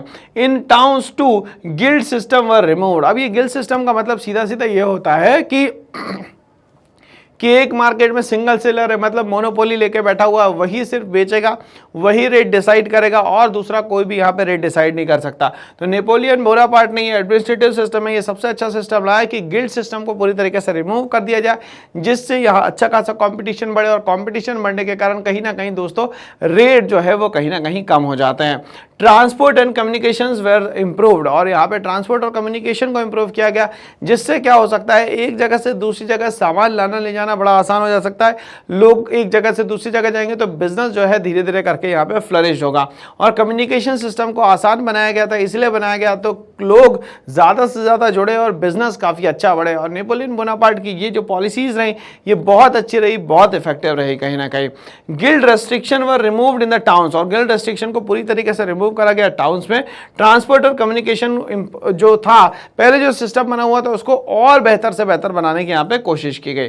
Peasants, artisans, businessman and workers enjoyed new found freedom. अब यहाँ पे जो पीजेंट्स हुआ करते थे, जो सर्फडॉम के अंडर में काम किया करते थे, जो आर्टिजन्स थे कहीं ना कहीं किसी ना किसी तरीके से मोनार्क के अंडर में काम करते थे, प्रेशर में काम करते थे, और जो बिजनेसमैन थे उनको बहुत अच्छा खासा एक टैक्स का पार्ट जो है वो कहीं ना कहीं मोनार्क को देना पड़ता था। ये सारी चीज़ों से अब ये यहाँ कहीं ना कहीं पूरी तरीके से फ्री हो जाते हैं, और यहाँ पे ये सिस्टम को बहुत अच्छा माना जाता है। नेपोलियनिक कोड, या बोल सकते हैं हम लोग यहाँ पे कि नेपोलियन द्वारा जो भी बनाए गए सिस्टम्स थे वो काफ़ी अच्छे माने गए थे। बट 1813 में जब बैटल ऑफ लेप्जिग होती है, जब वो एक्सपांशन करने जाता है, वो वापस लौट के फ्रांस की तरफ आता है, और 1815 में फाइनली उसकी बैटल ऑफ वाटरलू में जो है वो हार हो जाती है यहाँ पे। तो चलिए हम लोग आते हैं नेक्स्ट क्वेश्चन पे। क्या कहता है next question, explain what is meant by 1848 revolution. अब यहाँ पे दिमाग में एक बात आ रही है कि ये जो 1848 का रेवोल्यूशन है वो क्या है। तो हम लोग यहाँ पे थोड़ा सा हिस्ट्री की तरफ जाएंगे, थोड़ी सी चीज़ों को और यहाँ पे समझने की कोशिश करेंगे दोस्तों। तो ये सिर्फ एक रेवोल्यूशन नहीं हुआ दोस्तों, ये अलग अलग तरीके से हम लोग रेवोल्यूशंस की यहाँ पे बात करने वाला है। ठीक है भाई, तो चलिए सबसे पहले मैं बात कर लेता हूं पहले रेवोल्यूशन की। तो जो हुआ था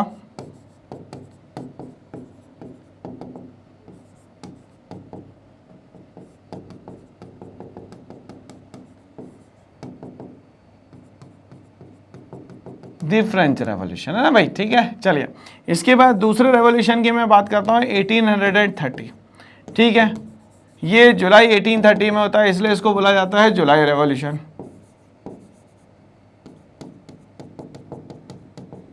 और जुलाई रेवोल्यूशन की कहीं ना कहीं शुरुआत जो है बॉर्बन डायनेस्टी को ओवरथ्रोन करके की जाती है। ठीक है भाई, चलिए। और इसके बाद आता है फाइनली फरवरी रेवोल्यूशन जो कि आता है दोस्तों यहाँ पे 1848 में, है ना।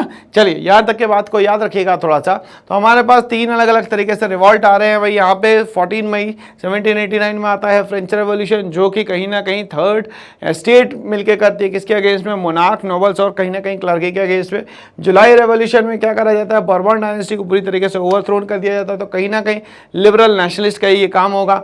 और ये फेब्रुअरी रेवोल्यूशन जो है वो मिडिल क्लास लोग मिलकर यहाँ पे करते हैं, ठीक है भाई। तो यहाँ पे क्वेश्चन यही पूछा जाता है, explain What is meant by 1848 revolution of the liberals। अभी 1848 में जो लिबरल्स मतलब वो लोग जो कहीं ना कहीं बात करना चाहते होंगे फ्रीडम की, कहीं ना कहीं बात करना चाहते होंगे भाई डेमोक्रेटिक रिपब्लिक सिस्टम के। तो ये जो लिबरल सिस्टम है, तो ये लिबरल सिस्टम जो है वो यहाँ पे ये जो रेवोल्यूशन है वो लिबरल सिस्टम से कैसे जुड़ गया। ये लिबरल्स ने ये जो रिवॉल्ट किया वो क्यों किया, what were the political, social and economical ideas. अब यहाँ पे किस तरीके से इसका पॉलिटिकल एंगल बनता है, सोशल एंगल बनता है या इकोनॉमिकल एंगल बनता है, सपोर्टेड बाय द लिबरल्स। तो अब यहाँ पे लिबरल्स के थ्रू पॉलिटिकल, सोशल और इकोनॉमिकल सिस्टम कैसे बना और ये 1848 का रिवॉल्ट पूरा क्या था, ये हम लोग यहाँ पे समझने की कोशिश करते हैं दोस्तों, ठीक है भाई। चलिए एक एक लाइन में हम लोग समझने की कोशिश करेंगे। The 1848 revolution of the liberals refers to the various nationalist movement. अब यहाँ पे एक जगह से नहीं, बहुत सारे अलग अलग मूवमेंट हो रहे थे और फाइनली 1848 में एक बहुत बड़ा मूवमेंट हो जाता है, pioneered by the educated middle class. हम जैसे मैंने आप लोगों को बताया था कि ये जो 1848 का फेब्रुअरी रेवोल्यूशन है वो करने वाले ही कहीं ना कहीं मिडिल क्लास थे। Along side the revolt of the poor, unemployed and starving peasant and worker in the Europe. और इन लोगों का रिवॉल्ट तो ऑलरेडी चल रहा था, मगर 1848 में जो फेब्रुअरी में रेवोल्यूशन हुआ वो इसमें और जुड़ जाता है। मतलब पुअर, अनएम्प्लॉयड, स्टार्विंग पीजेंट्स और वर्कर्स के लिए अलग अलग तरीके से रिवॉल्ट तो चल ही रहता है और मिडिल क्लास इसमें और जुड़ जाता है। While in countries like France, food shortages and widespread unemployment। अब प्रॉब्लम ये चल रही थी वहाँ पे भाई, सब्सिस्टेंस क्राइसिस आता है, आप लोगों को पता ही है कि वहाँ पे नेचुरल डिजास्टर आ जाता है, या तो ड्रॉट आ जाती है या तो वहाँ पे हेल आ जाता है, हेल स्टॉर्म आ जाता है। तो अब यहाँ पे दोनों कंडीशन से वो कैसे ओवरकम करे, और यहाँ पे ऐसा ही हुआ और यहाँ पे अनएम्प्लॉयमेंट बढ़ जाती है और फूड शॉर्टेजेस भी यहाँ पे बढ़ जाती है।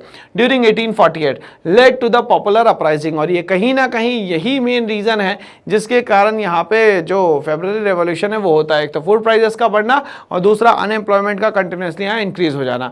इन other parts of the Europe such as Germany, Italy, Poland and Austria Hungary empire. और ये धीरे धीरे करके फ्रांस में नहीं और भी जगह फैलता है, जिसमें जर्मनी, इटली, पोलैंड और हम लोग ऑस्ट्रिया हंगरी की बात कर रहे हैं। Main and women of the liberal middle class come together. अब धीरे धीरे करके मेन और वुमेन दोनों मिल जाते हैं मिडिल क्लास के। अब वो चाहते हैं कि इन लोगों को यहाँ से, इन सिस्टम्स को यहाँ से हटाया जाए और प्योरली जो डेमोक्रेसी है वो यहाँ पे इस कंट्री में लाई जाए। Came together to voice their demands for the creation of nation states। और वो चाहते हैं कि हमारी वॉइस जो है वो कनेक्ट हो और हम लोग डिमांड करें यहाँ पे नेशन स्टेट्स बनाने की, बेस्ड ऑन पार्लियामेंट्री प्रिंसिपल्स। मगर यहाँ पे नेशन स्टेट्स वो बनेंगे जो कि पार्लियामेंट्री सिस्टम को फॉलो करेंगे, जो कि रिपब्लिक सिस्टम होंगे, जहाँ पे लीडर जो है वो हमेशा इलेक्टेड फॉर्म में आएगा। तो ये सारी कंडीशन जो है फुलफिल करने की बात करी गई। तो चलिए हम लोग आगे बढ़ते हैं। In Germany for example various political association comprising middle class professional businessman and prosperous artisans came together. अब इसी को देखते हुए 1848 का जो लिबरल नेशनलिस्ट द्वारा बनाया गया ये मूवमेंट था, इसमें जर्मनी कहीं ना कहीं एक एग्जाम्पल के तौर पे सामने आता है। और यहाँ पे जर्मनी के जितने भी मिडिल क्लास प्रोफेशनल थे, बिजनेसमैन थे और प्रॉस्पेरस आर्टिजन्स थे, उनने कहीं ना कहीं मिलके फ्रैंकफर्ट पार्लियामेंट, ठीक है भाई, Frankfurt to form all German national assembly, और फ्रैंकफर्ट पार्लियामेंट बनाई और यहाँ पे कहा कि अब हम लोग यहाँ पे इलेक्शन करना चाहते हैं। This Frankfurt parliament drafted a constitution. अब ये फ्रैंकफर्ट पार्लियामेंट कहाँ मिलती है दोस्तों, तो याद रखिएगा चर्च सेंट पॉल। और यहाँ पे फीमेल जो गई थी एक तरीके से स्पेक्टेटर की तरह गई थी, या एक तरीके से यहाँ पे दर्शक की तरह गई थी दोस्तों। Drafted a constitution for a German nation. अब यहाँ पे उन लोगों ने जर्मन नेशन के लिए पूरी तरीके से एक बढ़िया सा कॉन्स्टिट्यूशन यहाँ पे बनाया। To be headed by the monarchy subject to the parliament. मगर फाइनली कंक्लूजन क्या निकला कि जो मोनार्क है वो हमेशा सब्जेक्ट होगा किसका, पार्लियामेंट का। और मोनार्क ये चीज चाहता ही नहीं होगा कि कभी भी मैं सब्जेक्ट बनूं किसका, पार्लियामेंट का। तो ये 1848 का जो रिवॉल्ट था ये बहुत इंपॉर्टेंट था और जर्मनी ने कहीं ना कहीं स्टार्ट किया और फ्रैंकफर्ट पार्लियामेंट में यहाँ पे इलेक्शन भी होता है। मगर फाइनली होता क्या है भाई कि ये जो मोनार्क है वो बात मानने से इनकार कर देता है कि भैया मुझे कॉन्स्टिट्यूशन मोनार्की तो चाहिए ही नहीं, मोनार्की सिस्टम ही चलेगा, यहाँ पे पार्लियामेंट तो बननी ही नहीं चाहिए, इलेक्शन तो होने ही नहीं चाहिए। Though such liberal movements were ultimately suppressed by the conservative forces. जब भी ये लिबरल नेशनलिस्ट कुछ अच्छा करना चाहते थे उनको सप्रेस कर दिया जाता था कंजर्वेटिव फोर्सेस के through. The old order could never be restored, और यहाँ पे जो पुराने सिस्टम थे उसको नहीं लाया जाता, पूरे नए सिस्टम यहाँ पे बार बार बना दिए जाते थे। The monarch realise that the cycles of revolution and repression could only be ended. अब यहाँ पे मोनार्क को कहीं ना कहीं समझ में आने लग गया कि बैक टू बैक रिवॉल्ट हो रहे हैं और हमारे ही कुछ लोग भी है उसमें, मगर ये रिवॉल्ट खत्म कैसे किया जाए। तो मोनार्क ने इसका कहीं ना कहीं पाथवे निकाला, मिडिल पाथवे निकाला। क्या बोलता है monarch? Realise that the cycles of revolution and repression could only be ended. उसने बोला कि ये सब एंड कैसे हो सकता है? By granting a concession to the liberal nationalist revolutionary. तो कहीं ना कहीं लिबरल नेशनलिस्ट की बातें सुनी जाए और कहीं ना कहीं उनको एग्जम्पशंस दिए जाए, कहीं ना कहीं उन लोगों की बात भी सही है और उन लोगों की बात को समझा जाए। आगे क्या होता है यहाँ पे? The political, social and economical ideas supported by the liberals were clearly based on democratic ideas. अब यहाँ पे पॉलिटिकल सिस्टम की बात करें, सोशल सिस्टम की बात करें या इकोनॉमिकल सिस्टम की बात करें, ये तीनों का जो बेस पिलर था वो था यहाँ पे सिर्फ और सिर्फ डेमोक्रेसी। मतलब कि यहाँ पे लोग इलेक्शन करेंगे और इलेक्शन के थ्रू ही यहाँ पे लीडर को जो है वो यहाँ पे इलेक्ट किया जाएगा। Politically they demanded constitutionalism with national unification. अब यहाँ पे वो कॉन्स्टिट्यूशन तो बनाने की बात कर रहे हैं मगर साथ ही साथ बात कर रहे हैं यहाँ पे नेशनल यूनिफिकेशन की। A nation state with a return constitution, मगर यहाँ पे जो नेशन स्टेट बनेगा वो एक रिटर्न कॉन्स्टिट्यूशन के साथ बनेगा। बिना रिटर्न कॉन्स्टिट्यूशन के यहाँ नेशन स्टेट्स नहीं बनाए जाएंगे। एंड पार्लियामेंट्री एडमिनिस्ट्रेशन, और यहाँ पे जो फॉर्म है वो पूरा का पूरा पार्लियामेंट्री फॉर्म होगा, मतलब लीडर्स हमेशा जो है वो हमेशा इलेक्टेड होंगे। They wanted to rid society of its class based partialities, और कहीं ना कहीं वो चाहते थे जो क्लास के बेस पे पार्शियलिटीज चलती है उन सबको खत्म किया जाए, सबको इक्वल प्लेटफॉर्म पे लाया जाए और सब के साथ इक्वालिटी वाला ट्रीटमेंट हो। एंड बर्थ राइट्स, अब यहाँ पे बोल रहा है कि जो बर्थ राइट जो सिस्टम था जिसको हम लोग privileges by birth, Napoleon code हम लोगों ने पहला पढ़ा था कि प्रिविलेजेस बाय बर्थ को जो है वो खत्म करना है। तो लिबरल नेशनलिस्ट भी यही चाहते थे कि जो प्रिविलेजेस बाय बर्थ सिस्टम है वो यहाँ पे पूरी तरीके से खत्म हो जाए।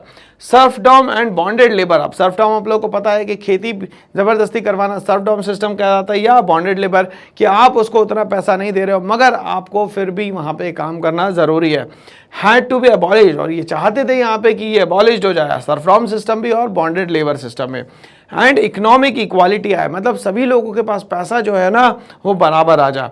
Had to be pursued as a national goal, और यहाँ पे चाह रहे हैं कि कंट्री का जो गोल है वो ये हो जाए कि सर्फडॉम सिस्टम का तो वो बॉन्डेड लेबर खत्म हो और यहाँ पे इक्वालिटी जो है दोस्तों क्रिएट हो जाए। The right to property was also significant in the liberals, और यहाँ पे जो सिविल कोड में राइट नंबर 3 बनाया था हम लोगों ने, राइट टू प्रॉपर्टी, उसको भी कहीं ना कहीं यहाँ पे इंप्लीमेंट किया जाए।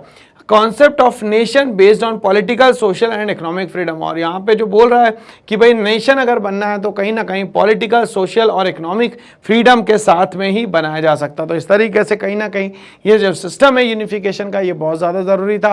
और 1848 का जो रिवॉल्ट हुआ था वो सारा पॉलिटिकल या बात करें सोशल या हम लोग बात करें इकोनॉमिक फ्रीडम, ये सारी चीज़ों पर डिपेंडेंट था। तो आइए हमारा क्वेश्चन नंबर 7 स्क्रीन पे आ चुका है और क्या कहता है दोस्तों, कहता है चूज 3 एग्जाम्पल। अब 3 एग्जाम्पल्स बताने हैं हम लोगों को to show the contribution of culture to the growth of nationalism in Europe. अब यहाँ पे बोल रहा है कि जो नेशनलिज्म इन यूरोप है, जो ग्रोथ हुई है नेशनलिज्म इन यूरोप में ग्रोथ हुई है, उसमें यहाँ पे कल्चर का क्या मेन कंट्रीब्यूशन है। भाई हर जगह लड़ाई झगड़े, हर जगह बैटल्स, हर जगह वॉर्स तो नहीं होगी, तो कभी ना कभी कहीं ना कहीं कल्चर का जो है वो बहुत इंपॉर्टेंट रोल होता है। कहीं ना कहीं फोल्कलोर, कहीं ना कहीं फोक टेल्स और कहीं ना कहीं हिम्स का और लैंग्वेज का भी बहुत इंपॉर्टेंट रोल रहता है। तो उस सबको हम लोग यहाँ पे समझने वाले हैं दोस्तों। चलिए समझते हैं। Apart from Wars and territorial expansion, अब ये वॉर्स और टेरिटोरियल एक्सपांशन इसीलिए होते हैं ताकि हम लोग ज़्यादा से ज़्यादा रेवेन्यू जनरेट कर सके, ज़्यादा से ज़्यादा पैसा कमा सके और अपने लोगों पे ज़्यादा से ज़्यादा पैसा खर्चा कर सके। Culture also played a crucial role. अब यहाँ पे ये समझ में आता है कि कल्चर जो है apart from Wars, apart from territorial expansion, culture जो है एक बहुत बढ़िया बेहतरीन रोल प्ले करता है in the development of nationalism. अब नेशनलिज्म क्या मतलब होता है कि एक स्ट्रॉन्ग डिवोशन और strong love towards a nation is known as nationalism. तो नेशनलिज्म का सीधा मतलब हो गया कि हमारे देश के प्रति प्यार और हमारे देश के लिए हमारा जो समर्पण है, इसको मिला के हम लोग यहाँ पे नेशनलिज्म कहते हैं दोस्तों। Romanticism was a European cultural movement, और रोमांटिसिज्म इसमें एक नया नया कल्चरल रेवोल्यूशन यहाँ पे लेके आता है, aimed at developing national unity, और जिसका मेन एम रहता है नेशनल यूनिटी को ज़्यादा से ज़्यादा जनरेट करना by creating a sense of shared heritage. और ये कैसे हो पाएगा, तो हमें पता है कि हमारा जो हेरिटेज है, मतलब जो हमारी पुरानी चीज़ें है वो सभी लोगों की सेम है और उसको हम लोग कंटिन्यूसली शेयर करते जाते हैं। एंड कॉमन हिस्ट्री, तो हमारा यहाँ पे शेयर्ड हेरिटेज और कॉमन हिस्ट्री ये बताता है कि हम लोग बहुत समय से एक दूसरे से यहाँ पे जुड़े हुए हैं, इसीलिए यहाँ पे कहीं ना कहीं हम लोग यूनिटी की बात कर सकते हैं। यहाँ पे किसी भी तरीके की वॉर की जरूरत यहाँ पे नहीं है। The romantic artist emphasis on emotions, अब रोमांटिक आर्टिस्ट जो है मेनली फोकस करते हैं यहाँ पे इमोशन, या बात करते हैं इंट्यूशन की, या तो बोलते हैं mystical feelings, give shape and expression to nationalist sentiments. ठीक है, तो यहाँ पे बात हो रही है भाई इमोशंस की, बात हो रही है यहाँ पे इंट्यूशन की, बात हो रही है नेशनलिस्ट फीलिंग्स की, ये सब मिलके कहीं ना कहीं शो करते हैं नेशनलिस्ट सेंटिमेंट्स। क्या शो करते हैं दोस्तों, नेशनलिस्ट सेंटिमेंट शो करते हैं। The strength of art in promoting nationalism, तो अब यहाँ पे बोलता है स्ट्रेंथ जो है आर्ट की वो नेशनलिज्म में कैसे शो होती है, is well exemplified in the role played by the European poets. और यहाँ पे ये जो रोमांटिसिज्म का सिस्टम है वो शो किया गया यहाँ पे यूरोपियन पोइट्स के through. Artist in the mobilising public opinion, और यहाँ पे आर्टिस्ट जो थे लोगों की जो सोच थी, लोगों के जो ओपिनियंस थे उसको भी यहाँ पे लेके आते हैं to support Greeks in their struggle to establish their national identity. और कहीं ना कहीं ग्रीक वॉर ऑफ इंडिपेंडेंस में हम लोगों ने समझा कि जो पोइट लॉर्ड बायरन थे उनका बहुत बड़ा कंट्रीब्यूशन रहा, और कहीं ना कहीं लॉर्ड बायरन ने जो बायरन ब्रिगेड बनाई थी उसका बहुत बड़ा कंट्रीब्यूशन रहा। 1824 में उनकी डेथ हो जाती है, मगर फाइनली जो ग्रीक्स है वो एक इंडिपेंडेंट नेशन बनता है with the help of treaty of Constantinople. तो कहीं ना कहीं ये जो पोइट्स होते हैं, कहीं ना कहीं जो आर्टिस्ट होते हैं, ये भी कहीं ना कहीं नेशनलिज्म की तरफ ले जाते हैं, कहीं ना कहीं नेशनल आइडेंटिटी को यहाँ पे शो करते हैं। Folk song, dances and poetry contributed to popularising the spirit of nationalism. तो फोक सॉन्ग जो है, डांसेस जो है, पोएट्री जो है, ये कहीं ना कहीं कंट्रीब्यूट करती है, कहीं ना कहीं स्पिरिट शो करती है नेशनलिज्म की। And patriotic fervour in Europe, और कहीं ना कहीं पैट्रियोटिक फर्वर यहाँ क्रिएट करती है यूरोपियंस के दिमाग में, यूरोपियंस के दिल में। Collecting and recording the different forms of folk culture, और यहाँ पे बोल रहा है कलेक्टिंग और recording the different folk culture was important for building a nation national consciousness. तो ये नेशनल कॉन्शियसनेस की भी बात करते हैं, कहीं ना कहीं नेशन बनना, कहीं ना कहीं कंट्री एक हो जाना, कहीं ना कहीं कंट्री का डेमोक्रेटिक हो जाना लोगों के लिए बहुत ज़्यादा फायदेमंद रहता है। इसमें मोनार्क अपनी मनमर्जी नहीं चला सकता, और लोग जहाँ जैसा चाहे वो वहाँ वैसा कर सकते हैं। Language also played a very important role, और यहाँ पे बोल रहा है रोमांटिसिज्म में कि भाई लैंग्वेज जो है ये एक बहुत बड़ा इंपॉर्टेंट रोल प्ले करता है यहाँ पे। After the Russian occupation the polish language was forced out of school, जैसे ही रशिया ने कहीं ना कहीं पॉलिश पे कब्जा किया उसी के बाद वहाँ के जो स्कूल्स थे, वहाँ पे स्कूल्स में पूरी जगह पे पॉलिश लैंग्वेज को हटा के वहाँ ज़बरदस्ती इम्प्लीमेंट की गई Russian language, and the Russian language was impose everywhere. The clergy in Poland began using language as a weapon, और क्लर्गी जो पोलैंड में थे वो यहाँ पे यूज़ करने पे मजबूर हो गए। कौन सी लैंग्वेज, तो यहाँ पे बोला कि भाई ये जो लैंग्वेज है ये लोग ज़बरदस्ती हम पे इम्प्लीमेंट कर रहे हैं, इसीलिए हम लोग लैंग्वेज को ही अपना वेपन बनाते हैं। Of national resistance, polish was use for church gathering, और पॉलिश को जो है वो चर्च गैदरिंग की तरह यहाँ पे यूज़ किया गया। एंड ऑल रिलीजियस इंस्ट्रक्शन, तो यहाँ पे जो पॉलिश लैंग्वेज है वो पोलैंड में यूज़ की जाती थी चर्चेस में, मगर यहाँ पे हुआ क्या, रशिया ने जैसे ही इनको यहाँ पे अपना एक्सपांशन में अंडर लिया वैसे ही लैंग्वेज चेंज करवाई गई, और ज़बरदस्ती बोला गया कि चर्च में जो भी यहाँ पे रिचुअल्स होंगे वो सारे के सारे रशियन लैंग्वेज में होंगे, ना कि यहाँ पे पॉलिश लैंग्वेज में होंगे। And all religious instruction, the use of Polish came to be seen as the symbol of struggle against the Russian dominance, और इसीलिए वहाँ पे पॉलिश लैंग्वेज है उसको एक तरीके से वेपन की तरह इस्तेमाल किया गया, और कहा गया कि रशियन का डोमिनेंस यहाँ पे नहीं रहेगा, रशियन का डोमिनेंस हम लोग यहाँ पे खत्म करते हैं। तो इस तरीके से समझ में आता है भाई लैंग्वेज फोक टेल्स, ये सारी चीज़ें भी बहुत इंपॉर्टेंट होती है। सिर्फ वॉर और बैटल से ही नेशंस नहीं बनाए जाते हैं यहाँ पे। तो चलिए क्वेश्चन नंबर 8 आपके सामने आ रहा है स्क्रीन पे। क्या कहता है? Through a focus on any two countries, किसी दो कंट्री पे आप फोकस करके बताइए, explain how nations developed over the 19th century. 19th century में कैसे चल के आगे यहाँ पे नेशन बनना शुरू हो जाते हैं। तो चलिए हम लोग दो जगह का यहाँ पे पूरा का पूरा एग्जाम्पल लेते हैं। एक तो हो गया जर्मनी और दूसरा हो गया आपका इटली। तो जर्मनी और इटली दोनों का यूनिफिकेशन की हम लोग यहाँ पे बात करने वाले हैं और ये इंपॉर्टेंट है, बहुत ज्यादा इंपॉर्टेंट है, क्योंकि बोर्ड में ये क्वेश्चन हमेशा पूछा जाता है, यूनिफिकेशन ऑफ इटली या यूनिफिकेशन ऑफ जर्मनी का, है ना। चलिए एक एक चीज को हम लोग यहाँ समझते चलेंगे, दोनों को हम लोग यहाँ पे क्लब करके और यहाँ पे आंसर देते हुए चलेंगे। चलिए समझते हैं। The development of the German and Italian nation states in the 19th century, political fragmentation। अब हम लोग बात करने वाले हैं पॉलिटिकल फ्रेगमेंटेशन किस तरीके से हुआ, पॉलिटिक्स वहाँ पे किस तरीके की थी, लोग वहाँ क्या चाहते थे और वहाँ का जो राजा है वो क्या चाहता था।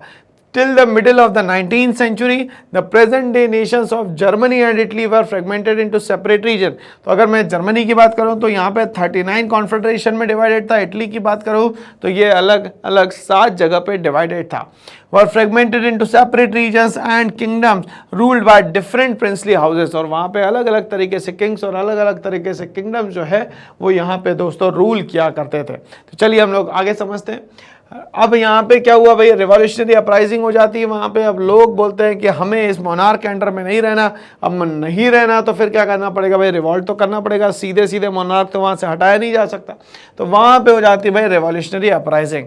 19th century Europe was characterised by both popular uprising of the masses, revolutions led by the educated liberal middle class। अब यहाँ पे जो रिवॉल्यूशनरी थे वो पढ़े लिखे थे और यहाँ पे ये जो एजुकेटेड भी थे और दूसरा ये लिबरल मिडिल क्लास के भी थे। The middle class belonging to the different German nation came together to form all German National Assembly in 1848। और ये लोग मिलते हैं और इकट्ठा होकर ये बनाते हैं ऑल जर्मन नेशनल असेंबली। कब बनाते हैं सर? 1848 में। However, on facing opposition from the aristocracy and military, और कहीं ना कहीं एरिस्टोक्रेसी और मिलिट्री ऐसा नहीं चाहती होगी, मगर फिर भी यहाँ पे मिडिल क्लास और लिबरल जो है वो चाहते क्या है, यहाँ पे हमारा कॉन्स्टिट्यूशन हो, हमारा खुद का यहाँ पे नेशन हो। However, on the facing opposition from the aristocracy and military and on losing its mass support base, it was forced to disband। और फाइनली ये जो बैंड हो जाती है वो हो जाती है 31 मई 1849 में। इसको बना देते हैं या 18 मई 1848 में। ये बात है फ्रैंकफर्ट पार्लियामेंट की, एग्जाम में याद रखिएगा दोस्तों, ठीक है। In the Italian reason during the 1830। अब ये बात है भैया 1830 की, मतलब उस समय जो रेवोल्यूशन हुआ था उसको कहा जाता है यहाँ पे जुलाई रेवोल्यूशन। रिवॉल्यूशनरीज लाइक गिज़िबी मजीनी का नाम याद रखना है दोस्तों, सीक्रेट सोसाइटी बनाई थी इसने, यंग यूरोप और यंग इटली, ठीक है ना भाई। चलिए याद रखिएगा। और ये कार्बोनारी का मेंबर था, लिगुरिया से इसको एग्जाइल कर दिया गया था। क्यों? क्योंकि ये अगेंस्ट था और कह रहा था कि मैं इटली को क्या बना के रखूंगा, एक नेशन बना के ही रखूंगा, कुछ भी हो जाए, ठीक है भाई। चलिए, तो गिज़िबी मजीनी का एक बहुत बड़ा रोल था। 1807 में गिनोआ में इसका बर्थ होता है दोस्तों यहाँ पे, to establish a unitary Italian republic. और ये क्या करता है, यूनिटरी इटालियन रिपब्लिक को यहाँ एस्टैब्लिश करता है। However the revolutionary uprising of 1831 and 1848 failed to unite Italy. मगर यहाँ रेवोल्यूशनरीज ने जो 1831 में यहाँ पे रेवोल्यूशन करा, जो 1848 में यहाँ रेवोल्यूशन करा, ये कहीं ना कहीं फेल रहा है और इटली को यहाँ पे यूनाइट नहीं कर पाया। Unification with the help of army, मगर आर्मी के हेल्प से ही बहुत सारी जगह पे यूनिफिकेशन हो पाया। चलिए हम लोग समझते हैं कैसे।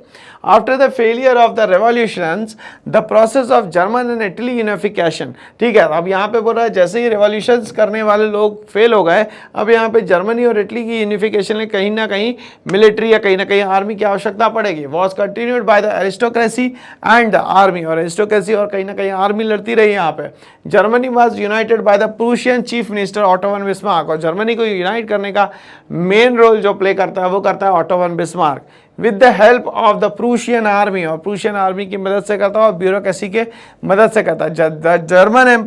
The German empire was proclaimed in 1871। Kaiser William one जो है यहाँ पे बन जाता है भैया यहाँ पे प्रूशिया का किंग। और जर्मनी को फाइनली क्या कर दिया जाता है, वो कर दिया जाता है भाई नेशनलाइज कर दिया जाता है, या तो हम लोग बोले यहाँ पे यूनिफाई कर दिया जाता है यहाँ पे। द इटालियन स्टेट की बात करते हैं, Italian state of Sardinia Piedmont played a role similar to that. अब यहाँ पे इटालियन स्टेट पे जो है वहाँ पे प्रिंसली जो लोग हुआ करते थे, प्रिंस जो हुआ करते थे, वो यहाँ पे क्या करते थे, रूल किया करते थे। Played by the Prussia count Camillo de Cavour. चलो भैया इसका बहुत बड़ा कॉन्ट्रीब्यूशन है किसमें, इटली की यूनिफिकेशन में। The chief minister led the movement to unite the separate states of 19th century. और कहीं ना कहीं इसने मूवमेंट किया और कहीं ना कहीं इसने कहा कि मैं इंडिपेंडेंट नेशन बना के इसको रहूंगा। Italy with the help of the army and its alliance with France, और इसने एक फ्रांस के साथ अलायंस करा। The region annexed by the Giuseppe Garibaldi and his red shirt joined with the northern region of to form a united Italy. और कहीं ना कहीं गिउसेपी गैरिबाल्डी का भी एक बहुत बड़ा रोल आता है यूनिफाइड करने में इटली को। The Italian nation was proclaimed in 1861, the PayPal state joined in 1870। तो इटली का जो यूनिफिकेशन हो गया वो लगभग 1861 में हुआ, और पेपल स्टेट जो है वो ज्वाइन करते हैं इसको 1870 में। तो इस तरीके से कहीं ना कहीं हम लोगों को दो कंट्री का एग्जांपल लेना था, तो हम लोगों ने यहाँ पे जर्मनी और इटली का यहाँ पे एग्जांपल लिया, और यहाँ पे ऑटो वन बिस्मार्क और काउंट कैमिलो डी केवर का मेन कंट्रीब्यूशन दोस्तों यहाँ पे आता है, और दोनों ही जो थे वो चीफ मिनिस्टर थे। चलिए हम लोग आगे बढ़ते हैं, क्वेश्चन नंबर 9 पे आते हैं हम लोग एनसीईआरटी के। How was the history of nationalism in Britain unlike the rest of the Europe? बिना लड़े भी कहीं ना कहीं नेशन बनाया जा सकता है, और इसका सबसे अच्छा एग्जाम्पल जो है वो है ब्रिटेन। वे कैसे हुआ, क्यों हुआ, आइए दोस्तों समझते हैं। बोलता है the history of nationalism in Britain unlike the rest of Europe because number 1 in Britain the formation of nation states. जब ब्रिटेन की हम लोग बात करते हैं यहाँ पे, तो बाकी जो नेशन स्टेट्स बने उसके कंपैरिजन में nation states was not the result of sudden upheaval और रेवोल्यूशन। एकदम से यहाँ पे कोई भी चेंज नहीं हुआ, धीरे धीरे करके यहाँ पे चेंज होना शुरू होता है। It was the result of a long drawn out process, और ये बहुत लंबा प्रोसेस था। There was no British nation prior to the 18th century। 18th century के पहले किसी भी तरीके का ब्रिटिश नेशन नहीं हुआ करता था। The primary identities of the people who inhabited the British Isles were ethnic ones such as English, Welsh, Scot and Irish. तो इसको याद करने का तरीका ये रहेगा दोस्तों वाइज। तो मतलब यहाँ पे ब्रिटेन में रहने वाले जो लोग थे वो बहुत वाइज हुआ करते थे। डब्ल्यू का मतलब हो गया वेल्श, आई का मतलब हो गया आयरिश, एस का मतलब हो गया स्कॉट, और ई का मतलब हो गया इंग्लैंड के लोग। तो यहाँ पे ब्रिटिश आइल्स पे रहने वाले लोग जो थे वो थे वाइस। क्या थे दोस्तों, वाइस। चलिए यहाँ तक के याद रखिएगा। और ये लॉन्ग ड्रॉन प्रोसेस था, एकदम से ये कहीं भी ब्रिटेन नहीं बना, ये बहुत लंबे प्रोसेस के थ्रू ही बन पाता है। तो चलिए हम लोग बात करते हैं आगे। The act of union 1707 between the England and the Scotland. और एक एक्ट होता है बीच में किसके भैया, इंग्लैंड और स्कॉटलैंड के, ठीक है। क्या कहलाता है वो, तो एक्ट ऑफ यूनियन कहलाता है दोस्तों। क्या कहलाता है, एक्ट ऑफ यूनियन कहलाता है। That resulted in the formation of United Kingdom of Great Britain. अब इसके कारण बनता है United Kingdom of Great Britain. मगर ईयर याद रखना है दोस्तों इसको, 1707। कहाँ रहते थे, तो ब्रिटिश आइल्स में रहते थे। कौन लोग रहते थे वहाँ पे, वाइज लोग, ठीक है, वेल्श, यहाँ पे आयरिश, स्कॉट और इंग्लैंड के लोग, ठीक है। एक्ट ऑफ यूनियन होता है 1707 में, और उसके बाद इसको बनाया जाता है United Kingdom of Great Britain, ठीक है। Meant in effect that England was able to impose its influence on Scotland. अब इंग्लैंड धीरे धीरे करके अपना प्रेशर क्रिएट करने लगता है दोस्तों स्कॉटलैंड पे। The British Parliament was henceforth dominated by English members. अब ब्रिटिश पार्लियामेंट पे धीरे धीरे करके कब्जा करना शुरू कर देते हैं इंग्लिश मेंबर्स से। ये लगभग बात है दोस्तों 1688 की। चलिए ये भी याद रखिएगा, ठीक है भाई। The growth of a British identity mean that the Scotland distinctive culture. अब यहाँ पे ब्रिटिश नेशन बनने का मतलब ही यहाँ पे ये था कि स्कॉटलैंड का जो डिस्टिंक्टिव कल्चर था या पॉलिटिकल इंस्टीट्यूशन था वो पूरी तरीके से सप्रेस किया जाएगा, और यहाँ पे पूरा रूल जो है वो सिर्फ और सिर्फ इसका चला जाएगा, ब्रिटेन का चला जाएगा। स्कॉटलैंड का स्कॉटिश प्रिंसिपल कहीं पे भी यहाँ पे इम्प्लीमेंट नहीं होगा। The Catholic clans that inhabited the Scottish Highland suffered terrible repression। अब यहाँ पे जो लोग आए थे कैथोलिक क्लैन के स्कॉटलैंड में, स्कॉटिश हाईलैंड पे, मगर वहाँ पे उनको पूरी तरीके से रिप्रेस कर दिया गया दबा दिया गया। दे अटेम्प्टेड असर्ट देयर इंडिपेंडेंस, अब यहाँ पे वो अटेम्प्ट करेंगे इंडिपेंडेंस, उसके पहले तो United Kingdom of Great Britain ने उनको अपने अंदर सबमर्ज कर दिया। The Scottish Highlanders were forbidden to speak their Gaelic language, उनको कहा गया कि आप लोग यहाँ पे किसी भी तरीके से गेलिक लैंग्वेज को है यूज नहीं कर सकते, और wear there national dress and large number were forcibly driven out of their homeland, और यहाँ पे उनसे कहा गया कि आप अपनी नेशनल ड्रेस भी नहीं पहन सकते, हम लोग जो डिसाइड करेंगे वैसे आपको पहनना पड़ेगा, हम लोग जो बोलेंगे वैसा आपको यहाँ पे लैंग्वेज का इस्तेमाल करना होगा। तो इस तरीके से कहीं ना कहीं भाई बात करी हम लोगों ने यहाँ पे कि ब्रिटेन जो था वो 1707 में एक्ट ऑफ यूनियन में बन जाता है United Kingdom of Great Britain, और 1688 के पार्लियामेंट के एक्ट के बाद स्कॉटलैंड को पूरी तरीके से खत्म करके सारे अलग अलग जितने भी वाइस के नेशंस थे उनको मिला लिया जाता है, जैसे वेल्श हो गया, आयरिश हो गया, ठीक है, और उसके बाद स्कॉट हो गया, इन तीन को मिला लिया जाता है और आखिरी में वो खुद बन जाता है द ग्रेट ब्रिटेन, है ना। चलिए भाई आगे बात करते हैं, स्क्रीन पे आ चुका है नेक्स्ट क्वेश्चन नंबर 10 आपके सामने, ये लास्ट क्वेश्चन है हमारा और इंपॉर्टेंट क्वेश्चन है। Why did nationalist tension emerge in the Balkans, Balkans में ही नेशनलिस्ट की प्रॉब्लम क्यों बढ़ गई और बाल्कन्स हमेशा मुद्दा क्यों रहा और वर्ल्ड वॉर से इसका क्या रिलेशन है, ये सब हम लोगों को आज यहाँ पे सीखना है और बताना है। चलिए तो हम लोग सीखने की कोशिश करते हैं दोस्तों। यहाँ पे बोलता है nationalist tension emerge in the Balkans, अब धीरे धीरे करके जो नेशंस बनने की टेंशन थी ये मेनली फोकस करती है दोस्तों यहाँ पे बाल्कन्स में। nationalist tension emerged in the Balkans because of the spread of ideas of romantic nationalism। किसके कारण होता है, तो आइडिया ऑफ रोमांटिक नेशनलिज्म के कारण होता है कहीं ना कहीं। As also the disintegration of the Ottoman empire, तो हमें पता था कि ऑटोमन एम्पायर लगभग जो 15th सेंचुरी से यहाँ पे यूरोप में रूल कर रहा था, that had previously ruled over this area, और ऑटोमन एम्पायर ऑलरेडी यहाँ पे रूल कर चुका था इस एरिया में। The different Slavic communities in the Balkans begins to strive for independent rule. अब यहाँ पे दिक्कत ये हो गई कि अलग अलग जितने भी तरीके के अलग अलग लोग रहा करते थे, लगभग 10 अलग अलग टाइप के लोग रहा करते थे, वो सारे चाहते थे कि यहाँ पे हम लोग जो है वो इंडिपेंडेंट हो जाए, हम पे अभी कोई भी जो है वो रूल ना करें। दे वर जेलस ऑफ ईच अदर, मगर प्रॉब्लम ये थी कि वो एक दूसरे से जलते थे और एक दूसरे से भी कहीं ना कहीं अलग होना चाहते थे। Every state wanted more territory, और सभी क्या चाहते थे, मोर टेरिटरी मिले। अब ये मोर टेरिटरी का मेन रीजन जो है वो दोस्तों एक ही चीज रहता है भाई, मोर एंड मोर रिसोर्सेस। तो ये रिसोर्सेज के कारण ही कहीं ना कहीं वो क्या करते हैं, एक्सपांशन करते हैं, even at the expense of others. मगर वो चाहते थे कि हमारा खर्चा ना हो, खर्चा दूसरे का हो और फायदा हमारा हो। तो कहीं ना कहीं बाल्कन्स जो है ये मेन मुद्दा रहा किसके लिए भाई, वर्ल्ड वॉर का। ठीक है भाई, चलिए समझते हैं। Also the hold of imperial power over the Balkans, धीरे धीरे करके जो इंपीरियल पावर था बाल्कन्स पे, made the situation worse. Russia, Germany, England, Austro-Hungary also wanted more control over this area। अब धीरे धीरे करके सुपर पावर भी आ गए इसमें, जिसमें जर्मनी, रशिया, इंग्लैंड और ऑस्ट्रिया हंगरी थी।